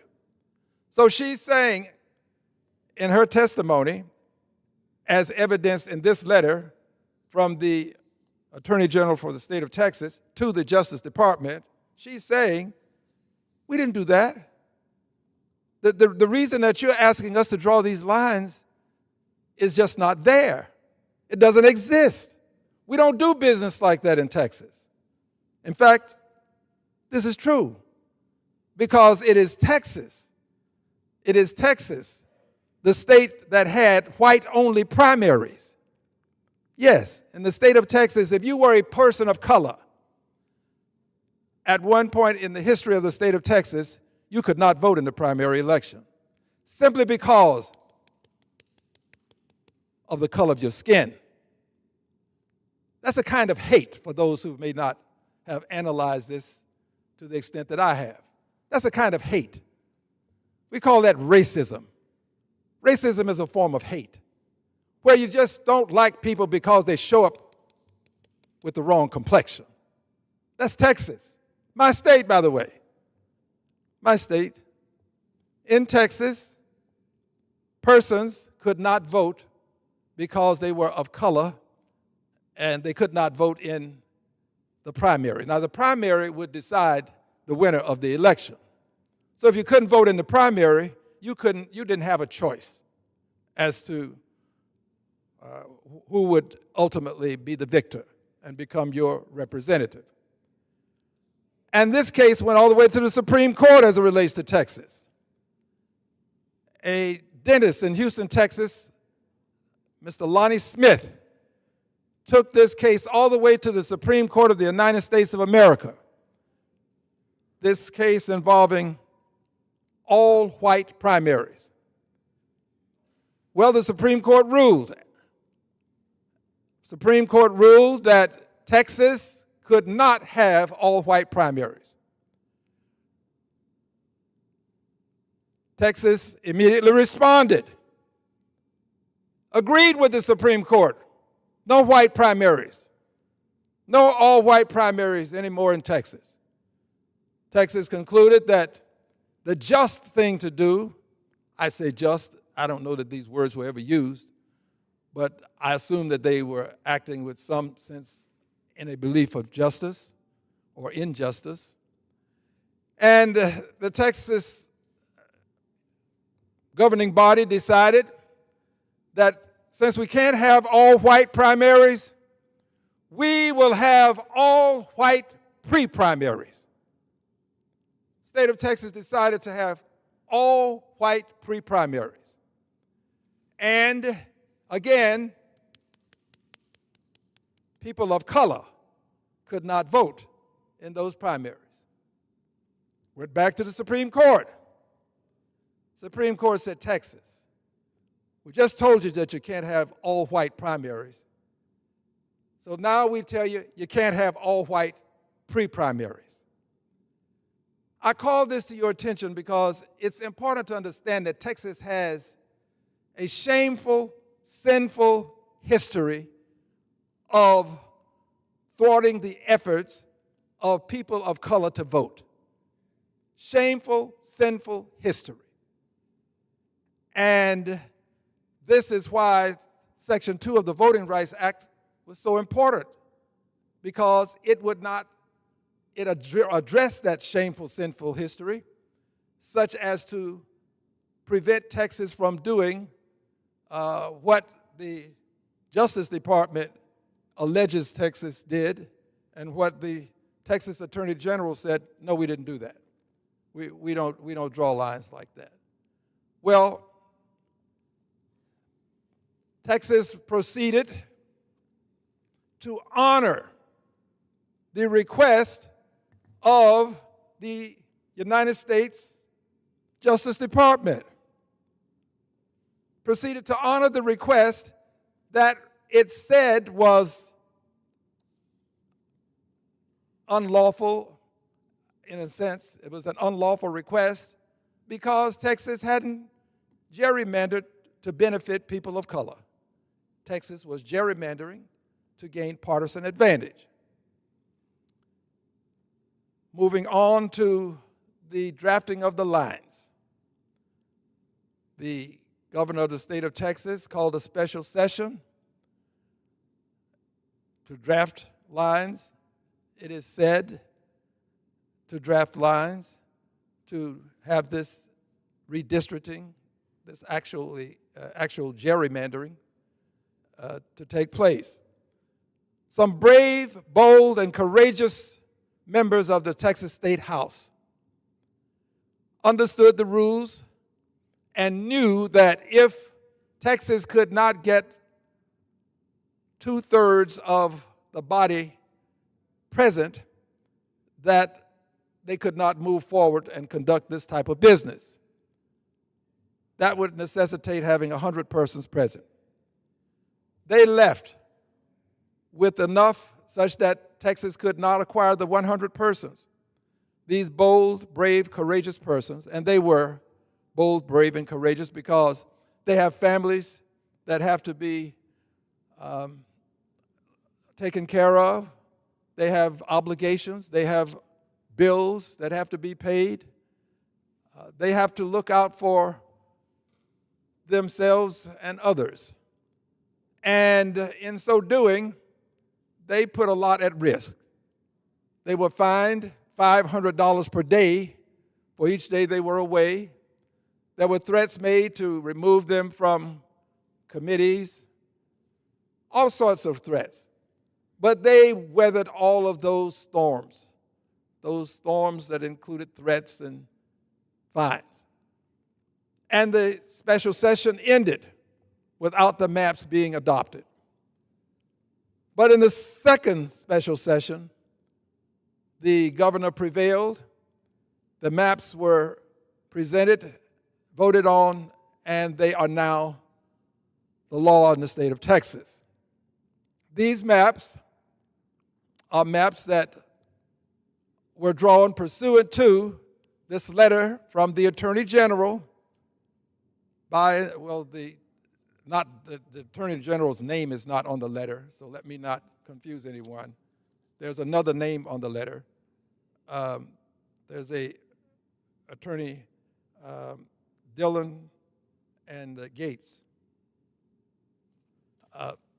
But these two letters, which are in contradiction with each other, the Attorney General's office for the Justice Department having indicated that lines were drawn to benefit people of color, and the state of Texas saying, no, we didn't do that. So now we have these maps, and we are litigating. We want to prove that the state of Texas has again violated the Voting Rights Act, as it has done in each decade that the Voting Rights Act has been in effect. It violated it. We want to prove that this is another violation. But here is the difficulty. The only way to prove it is to have evidence. I think this is the evidence we need. But I was there when a person testified at great length that this was being done for political reasons. Now, the disadvantage that we would have but for these letters and some other evidence that I shall not go into, the disadvantage that we would have if not but for this, would be we'd have to somehow get that person to confess, no, I didn't really draw it for political advantage. I did it for racial reasons. Well, that's not likely to happen. And that's the position that we're being put in by having Section 5 of the Voting Rights Act eviscerated and by having Section 2 now being eviscerated. We're losing that which helped us acquire these 150 persons that I called to your attention, who are a part of Congress now, as opposed to the 15 that were there when the Voting Rights Act was signed into law in 1965. So we are going to be put in a position where, unless we can find some way to get into a person's head, we're not going to be able to prevail with this kind of litigation. This Supreme Court has done this country a disservice with these latest rulings. This Supreme Court is well aware, these persons are all aware of the history. They know that this Voting Rights Act of 1965, while it was signed with the ink of a pen in the hand of President Johnson, it was written with the blood of people at the Edmund Pettus Bridge, the blood of people who died in the days before and after. It was written in blood. Yet they would overlook that part of the history. Fast forward to today, and it seems that they are now about to eliminate Section 2 of the Voting Rights Act, which means that if Texas prevails with these maps and can remove 5 people simply because a president says those 5 belong to me, I think he may have used his personal pronoun of me, as opposed to indicating that these maps are the people, they belong to the people, these districts, but he claims them as his own, and that they should belong to him, which means he can then use them to maintain power and dominance over the Congress, dominance over the Senate, and a Supreme Court that has a conservative majority that seems to favor much of what he does. He believes, and he is moving forward. We are moving forward in court. Now, one would say this can be resolved, and as a result of it being resolved, if you're right, Congressman Green, and you have this proof that you presented, perhaps you would prevail with some sort of injunctive relief that would keep these maps from going into effect. Remember, I'm the guy who's been litigating against the state of Texas most of the time that I've been in Congress. That's an estimate. Could be a little bit less, but I've been there fighting for the 9th and 18th Congressional districts. Well, the courts don't generally do this. They don't provide that injunctive relief. They give deference to the state legislators because they're charged with the responsibility of drawing the maps. So they give them the sort of the benefit of the doubt, as it were. And they go on to allow us to litigate. We've been litigating against the last maps for more than 2 years. El Paso, Texas. Been there to testify. And as such, litigating against it, I can tell you that if things go as they have gone, and I pray that they won't, be another 2 years before we'll get an answer. These lines that have been put in place will remain. And as a result, other states will try to respond as best as they can to maintain some sort of equilibrium. California is responding to what Texas is doing. California did not initiate, California is responding. This would not be occurring in California, this effort to redistrict in an equitable way, to offset what's happening in Texas wouldn't be taking place but for what's happening in Texas. So those who would contend that California is initiating this, they are entirely wrong. Texas initiated, California is responding. Texas is going after 5 seats. If California can produce 5 additional seats on the Democratic side, as opposed to the 5 that are produced on the Republican side, then we are still at equilibrium. We're where we are now. But that's not good enough for the president. The president has his eye on Missouri. On Missouri. There is an African-American seat in Missouri that the president is eyeing, as it were, a president who believes that all of this is just fair for him to maintain power. So they'll go after Missouri. They're likely to try to get something done in another state, perhaps Indiana, and it goes on. So rather than compete and redistrict at the end of a decade, this mid-decade redistricting is a way of cheating rather than competing. You can compete with the lines we have and wait until we get the empirical evidence necessary to redistrict, or you can cheat now and steal congressional seats so that you can maintain power. But you're doing it in a race-based way, which is unconstitutional. Proving it can be difficult. But if you look at the seats that are vulnerable, the seat in Missouri, a person of color. The seats in Texas identified were held by people of color. Seat in Indiana, one of them could conceivably be a person of color. This is racism. Racism is still alive and well. But there's a tragedy associated with racism as it relates to trying to prove it. One I've already called to your attention, getting people to confess. If you commit a racist act, you're not likely to confess since you've done it. Every now and then miracles happen, but not likely. But here's the other side of racism. Currently in this country, when racism rears its ugly head, if you do as I'm doing and you say, that's racism, if you'll stand up and say it and stand up against racism, you become persona non grata. Racism cannot be used and used against racism. What do I mean by that? Let me restate that. You cannot use language that identifies racism to identify it and attack it. You can't. Because when you do, people know that you become persona non grata. You can't say this is racism.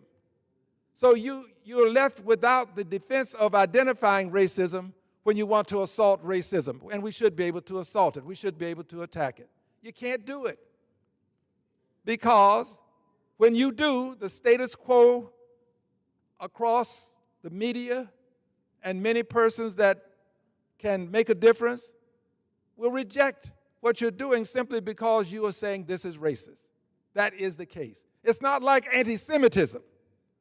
There's a big movement to eliminate anti-Semitism in the country. But when it comes to racism, we want to manage racism and eliminate anti-Semitism. We need to eliminate both. Where is the movement, Mr. President, to eliminate the racism in lending in this country? And it does exist. Racism in lending exists in the United States of America.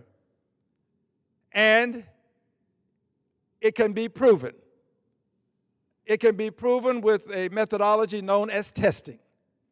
We can test. We can send people out of different hues to get loans. And we can find, as we have found, that persons of color who are more qualified are less likely to acquire the same interest rate, a good interest rate, I shall say, for our purposes, less likely to get a good interest rate, less likely to get as much money as a person who is Anglo and less qualified. In this country, there is this white privilege that nobody can talk about. Few of us will, but you become persona non grata when you talk about white privilege. It exists in lending.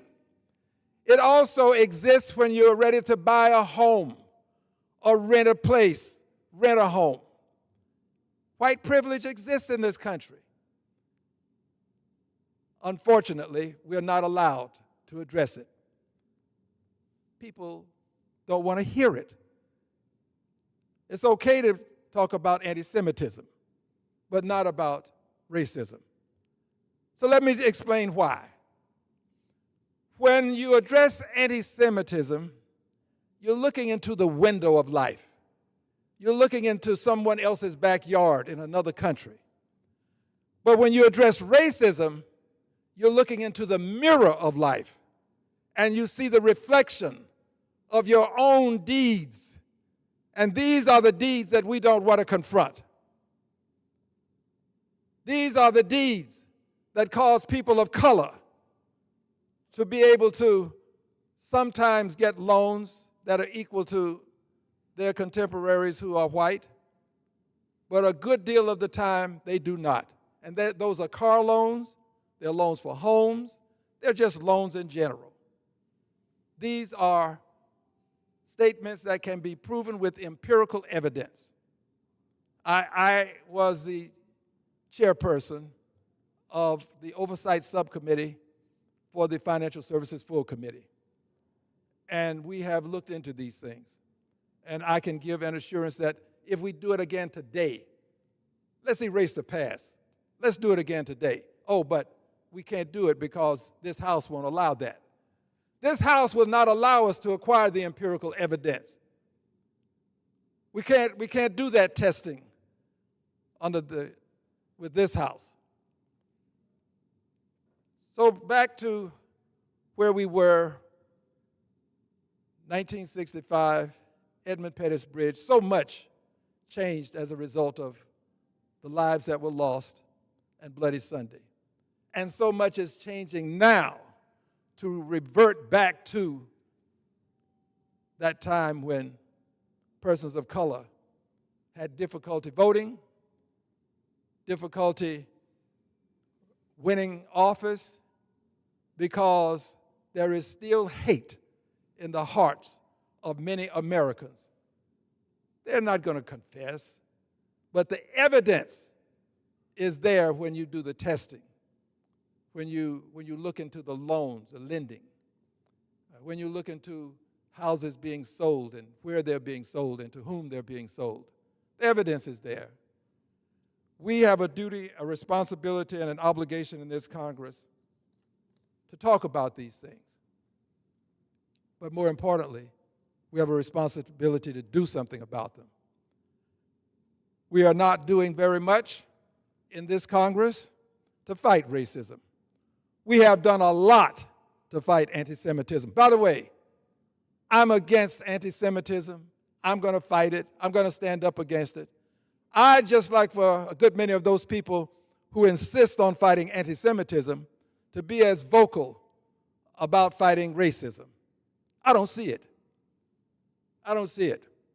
So when we have a judiciary that can't seem to control the president because of some theory associated with a unitary presidency, meaning the president has the authority to just fire and hire anybody that he wants.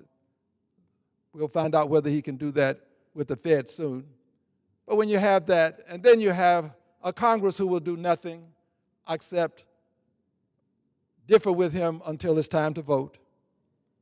So you have the judiciary can't do anything, the Congress won't do anything. Then what's left? Two things are left. The first is something this president doesn't like. He doesn't like it. They pretend, oh, wow, there goes impeachment again. But they're preparing to prevent it by stealing votes, by stealing congressional seats. That's what's happening in Texas. They really don't want this impeachment again. He's already a twice impeached president, 34 times a felon. They don't want this. But we are still in the countdown to impeachment. This is one of the remedies that we have. It's really probably the only one that we have currently that we can impose upon the Congress for a vote, impeachment. And then the other remedy is one that belongs to this country, has been here since probably before the arrival of the Pilgrims at Plymouth Rock, the farmers coming to Washington, D.C. with their tractors to protest what was happening to their land, Dr. King's famous speech on the Mall where he gave his I Have a Dream message. That's we the people. That's why I wear this necktie. It's my favorite tie. One of my favorites, I should say. We the people. We the people. Protest. Protestation is a part of the fiber and fabric of this nation. When we can't prevail with all else, and we have an authoritarian president, then we the people will have the last word. And I was honored to participate in a march just this week. We the people. Hundreds of people marched from over at Union Station through the Capitol. We the people. Nobody was arrested. The building was not assaulted. We the people just engaged in peaceful protest. People were very vocal with their language. Yes, there was profanity that was used by some of the persons. We the people. And that's not unusual at marches, by the way. But it was peaceful. It was nonviolent. A couple of names. Jessica was there, gave an awesome message. We had others there who gave messages as well. But my point is this as it relates to the march. That is a part of the reaction that we the people can have to let the status quo know that we're not happy, we're not satisfied with what's happening. But here's the thing that concerns me about this march and future marches. When they are peaceful and people protest in a nonviolent way, you don't get as much coverage as you do if you do something that breaks the law. Then the entire march is painted as one as being violent because a few people might do something that is contrary to the law. Few people. And then the entire march, they were violently protesting. But when you do it and you got hundreds of people marching, protesting peacefully, very little coverage. Very little coverage. I greatly regret that the status quo media chooses not to allow the marches that are peaceful to receive the same coverage as the marches wherein violence takes place. Some breach of the law takes place.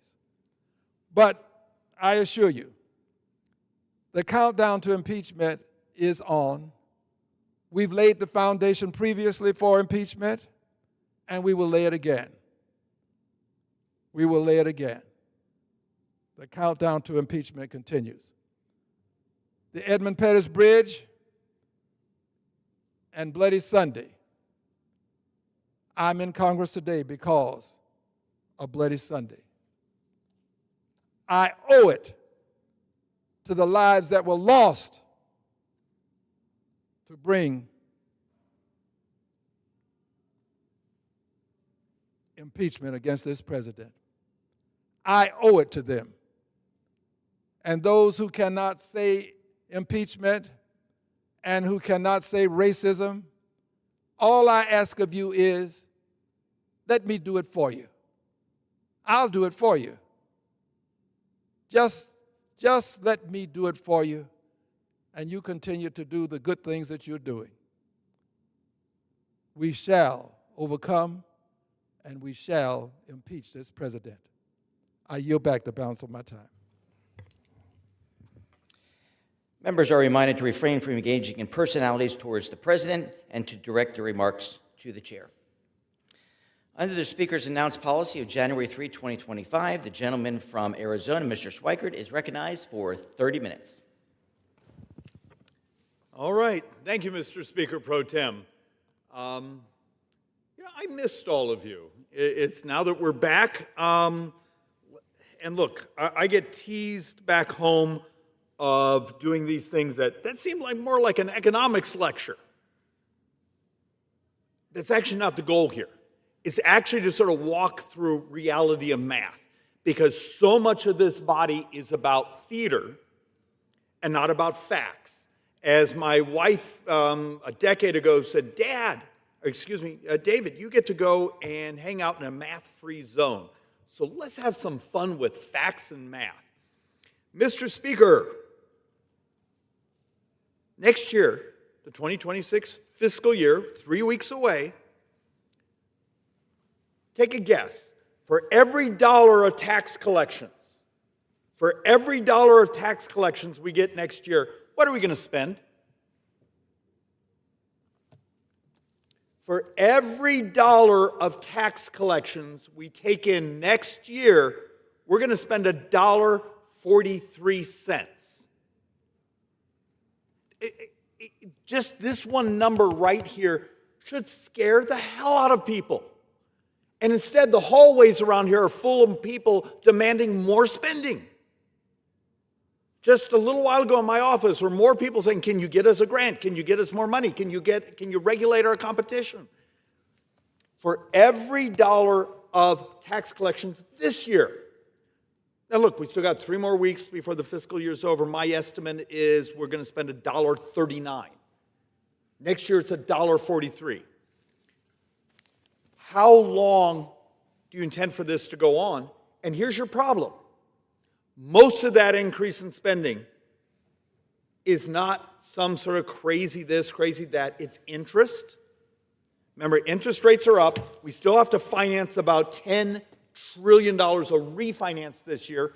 And we're going to bring about $2.3 trillion in total new debt this year. Next year, the baseline was we were going to borrow $2.5 trillion. It's probably going to be less, $300 billion because of customs duties, tariffs.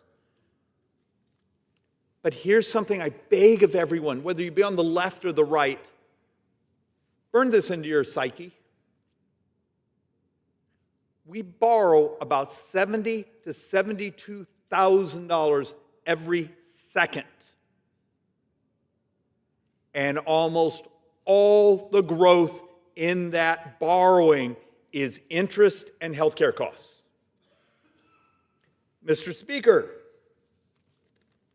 sorry, forgive me, I enjoy tormenting you, I don't mean to.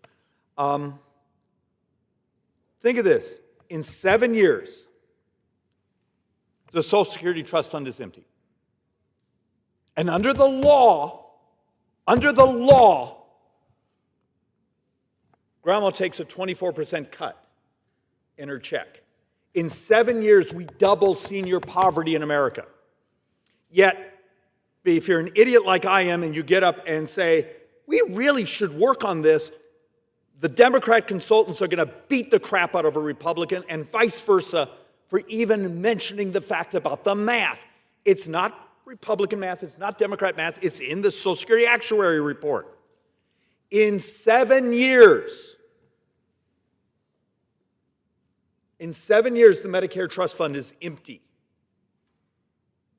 So if you're running a hospital or one of these where the Part A trust fund is your revenue source, you get an 11% cut in 7 years. This year, we're going to spend $1 trillion on Medicare. In 7 years, we spend $2 trillion. It doubles in 7 years. It's demographics. It's not personal. It's not Republican, Democrat. It's what we are as a society. We have the same number of 18-year-olds today as we had 20 years ago, but we have double the number of our brothers and sisters who are 65. It's math. And behind these microphones this week, how many people have come up behind the microphones and actually talked about math? About the demographics, about the economic future? I would argue understanding the math is moral. Is it moral to look the other way and in 7 years double senior poverty? But yet you will get the living crap kicked out of you around here if you actually tell the truth about the math, because we've spent so many decades lying to the American people. Look, I have this board I've used for a while. It was saying, hey, right now we're borrowing $6 billion a day. I apologize. This number's wrong.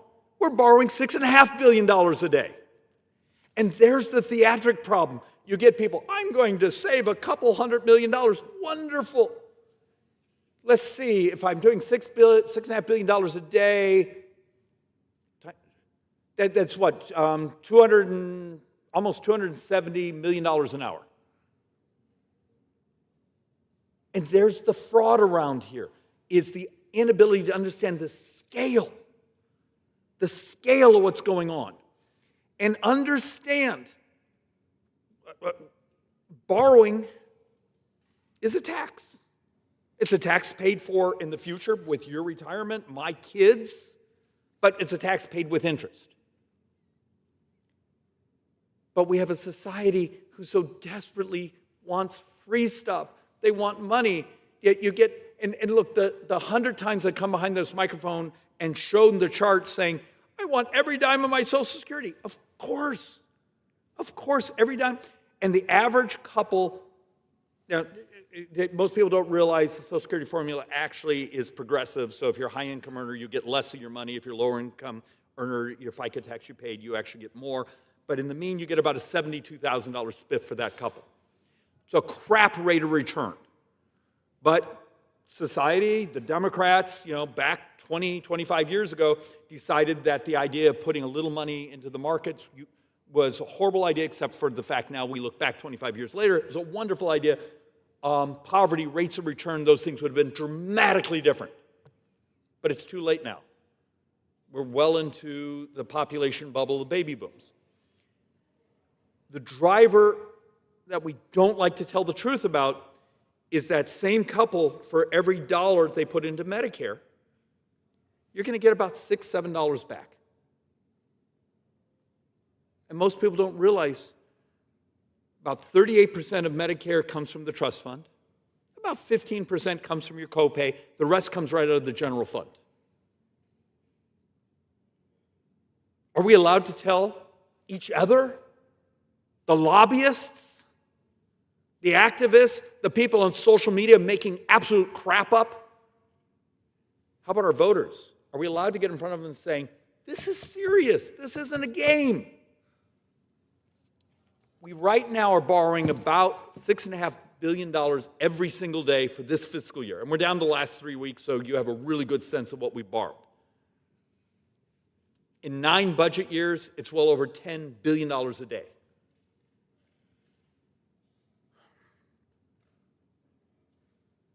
And yet, a couple hours ago, I offered an amendment that basically said, hey, there's all these dollars, and I'm going to talk about this probably 2-3 times, that were appropriated. I showed one example, appropriated in 2015.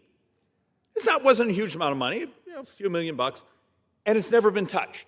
And we just leave it sitting in the account. But we borrowed it, we're paying interest on it, but it just sits there. That's insane. And so you hear people, budget geeks, go, we should do zero-based budgeting. Absolutely, because you can say, oh, we did that, we were going to do this. In that case, it was actually a clean coal program, but no one actually ever qualified for the grants, so the cash sets. There was like $36 billion of stuff that's been sitting in the accounts for more than a year and some for a half a decade. Yet, we are so dysfunctional, we can't actually start from the beginning and go line by line by line by line. It doesn't solve the problem, but it helps. So let's actually walk through math reality. I'm a Ways and Means guy. I chair Oversight and Ways and Means, but I also chair the Joint Economic Committee. So I have a handful of PhD economists that work for the committee, and we try so hard to do intellectually honest math. Mr. Speaker, please don't tell anyone, but I'm a dinosaur. I actually believe in free markets. I actually believe in the elegance of competition. We're actually going to touch a little bit on the economics of creative destruction.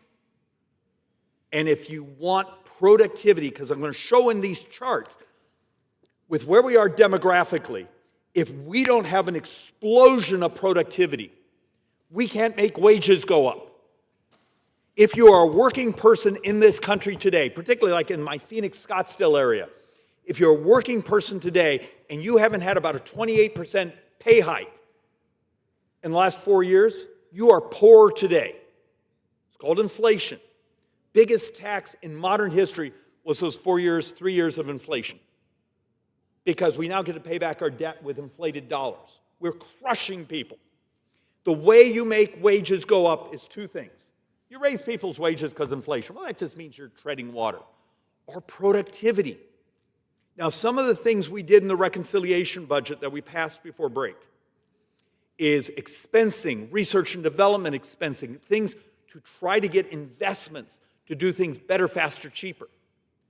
But we're going to have the brutal discussion of, if you have a society where you functionally have the same number of 18-year-olds coming in, and next year it's going to be lower, and next year it's going to be smaller, and the year after that it's smaller, and people like me, baby boomers with gray hair, there's a whole bunch of us,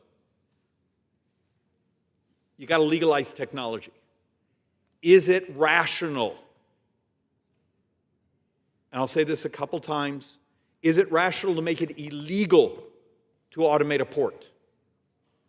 Now, I understand, I'd love to have the dock workers and the unions love me. Maybe they'd even send financial help and say nice things about me. But it's not about that. It's about the entire continuity of society when we create these barriers for automation, for doing things better, faster, healthier, cheaper. If you're going to have a command and control economy, let's just admit we're populists. We want to run the economy. We want to own businesses. We don't believe in the economic theories of creative destruction, creating new, better, faster.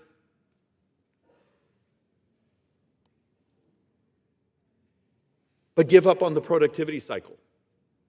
And then you tell me how people's wages go up. You have a middle class that's getting absolutely crushed and squeezed. Their purchasing power is stagnant, if not reduced. It doesn't have to be that way, but it's going to happen through policy here. And it's like no one here went to their basic elementary school economics class.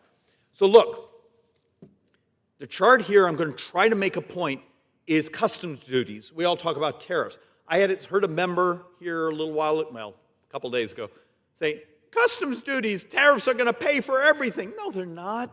Now, they do pay for most of the big, beautiful bill. But the fact of the matter is, last year we took in about $77 billion in custom duties. This year we're going to take in, our best guess is $190 billion. Yay! Except the problem is, did I mention to you a little bit ago that we borrow about $6.5 billion a day? So the increase in tariffs, custom duties, is going to pay for like 11 days of borrowing. 365 days, we just covered 11 days of borrowing. For anyone that's watching, much of what DOGE was doing was fascinating. Go look at doge.gov right now, and you'll see a couple $100 billion of potential savings, though only a fraction of a fraction of a fraction have actually been executed because we in Congress can't even do basic rescissions. We did a rescission before August. It was total of like $9 billion. So if you're borrowing $6 billion, we covered a day and a half of borrowing. And it was war here for 6 weeks to save that much money. We're living in a mathematical delusion where people don't understand. That's 12 zeros. This is, they don't see the difference between a trillion and a billion. But the fact of the matter is, we need to start telling the truth about the math. And look, oh, so sorry. Let's walk through, let's get a little more geeky. This morning there was something called the JOLTS data. It's basically ADP's attempt to sort of take an estimate of what's happening in jobs data. There's been a lot of slop in the numbers, and look, we were beating up BLS before, but remember we also have a response rate to the surveys that are down dramatically. So one of the reasons sometimes you get big revisions and then the next month you get a little more data, and the next month you get finally more returns, you can finally calculate. But in the JOLTS data, there's a fascinating number to look at.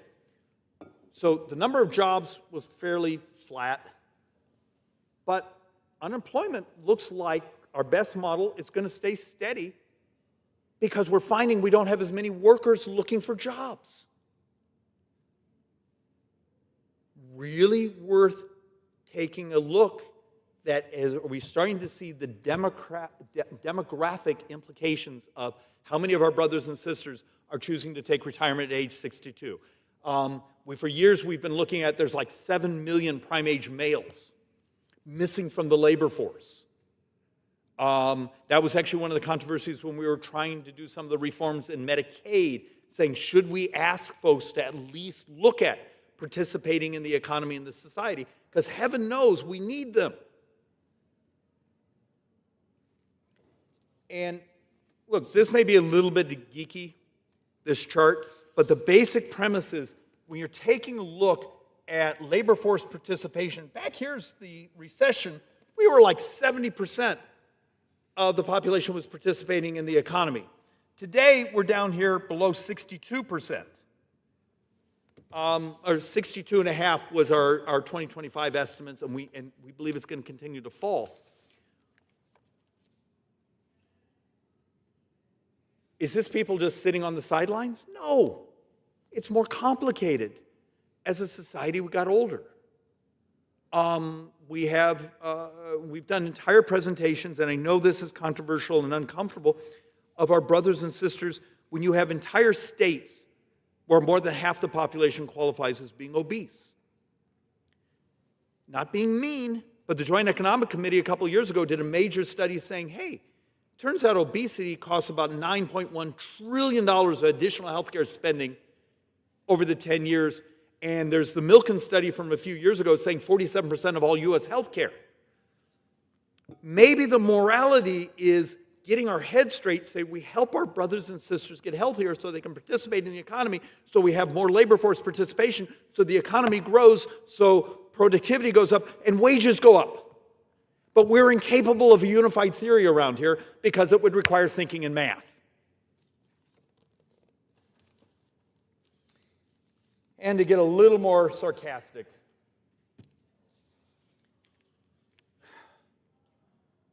we actually are fixated on just some of the budgetary problems. Okay, we actually believe there's hundreds and hundreds and hundreds of billions of dollars that are subject to rescission. They've been sitting in accounts for years. And instead, we just did an appropriations bill a little while ago where we stacked on top of stack. Why is it so terrifying to the army of lobbyists, the people back home that want more money, to say, hey, we're just going to look at everything?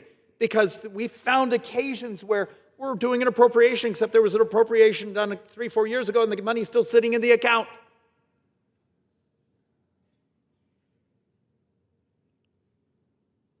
I understand in the scale, if you're borrowing $270 billion a month, maybe fixing this, but we don't have a choice. Is anyone else, at least at all, freaked out a little bit looking what's happening around the world right now? What's happening to French bonds, British bonds, Japanese yields on the long end of the curve? When you see the long end of the curve going up and going up and going up, that lets you know the entire world is getting really nervous about long-term debt. Ray Dalio, the billionaire, has been giving speeches around the country. We even wrote a book saying, you got a math problem. The entire industrialized world basically is at 0 to negative population growth. They have our brothers and sisters who have gotten older that are moving into their pension years, their health care years. Where's the savings to keep financing all these governments that are borrowing? And his argument is there's not enough savings for all the borrowing. And then you get the idiot who goes, well, we'll just print the money. Of course you will. And then what's that thing called? Oh yeah, inflation. And you debase the currency. So yes, you pay for it with inflated dollars, but everything you have your savings becomes worth less. You make real estate and things more expensive so the next generation can't buy a house. We're basically, it's an economic term. Oh yeah, we're screwing over the next generation and maybe our own retirements by not telling the truth about the math. And it doesn't have to be dystopian. There's ways to deal with this stuff. We just don't have a lot more time. And look, we have something called the Sunset Act. We've been looking at regulations, command and control that are woven through the economy, particularly post-Biden administration, where they regulated at breakneck speed. And they're up for review. They need to be modernized. And part of the question is, if you're going to regulate air quality, do you do it the same way you did 30 years ago, when you actually have remote sensors that can be in your pocket, or do you need the $1 million a year tower to do it where you look at the entire marketplace? The fact of the matter is there's better, faster, cheaper ways and much more elegant, and you get the bad actors. And we've actually done some economic modeling, and it turns out we can actually add a real pop to GDP growth, the size of the economy. And GDP growth is important because that's actually your living standard. When we grow, you live better. And it turns out it's not deregulation, it's smart regulation. Find this bureaucratic control of economic growth, and let's just review them. Say, should we still do it the same way we did it 20 years ago? And yet, here, let me give a conceptual. Year and a half ago, met with a company, Phoenix-based, that's actually building a ginormous drone, and they intend to do ground-penetrating radar underneath this drone. And let's say you want to build a pipeline or a road, they're going to fly it back and forth, back and forth, back and forth, back and forth, and penetrate the ground and see if are there archaeological, is there geological issues, these things. And at the end of the week, they claimed the AI, the artificial intelligence, can write the entire environmental and engineering report. What would have taken people to go out and walk the site a couple years? Now, we've already been being lobbied by, we're the archaeological guild, we're the geological guild, we're this and that, because we don't want to be replaced by the technology, so it should take 2 years. But we're going to do permitting reform saying we want to do it in half the time, so we're going to have these people walk twice as fast. That's the way this brain around here works. We're just going to make it so they walk twice as fast. Are we out of our minds? But yet that technology is not in the code yet. We have not legalized saying I can let AI, even though they claim the statistics of it would be more accurate than humans out walking the site. We can do things dramatically faster. There's a great article, I think it may have been in Economist,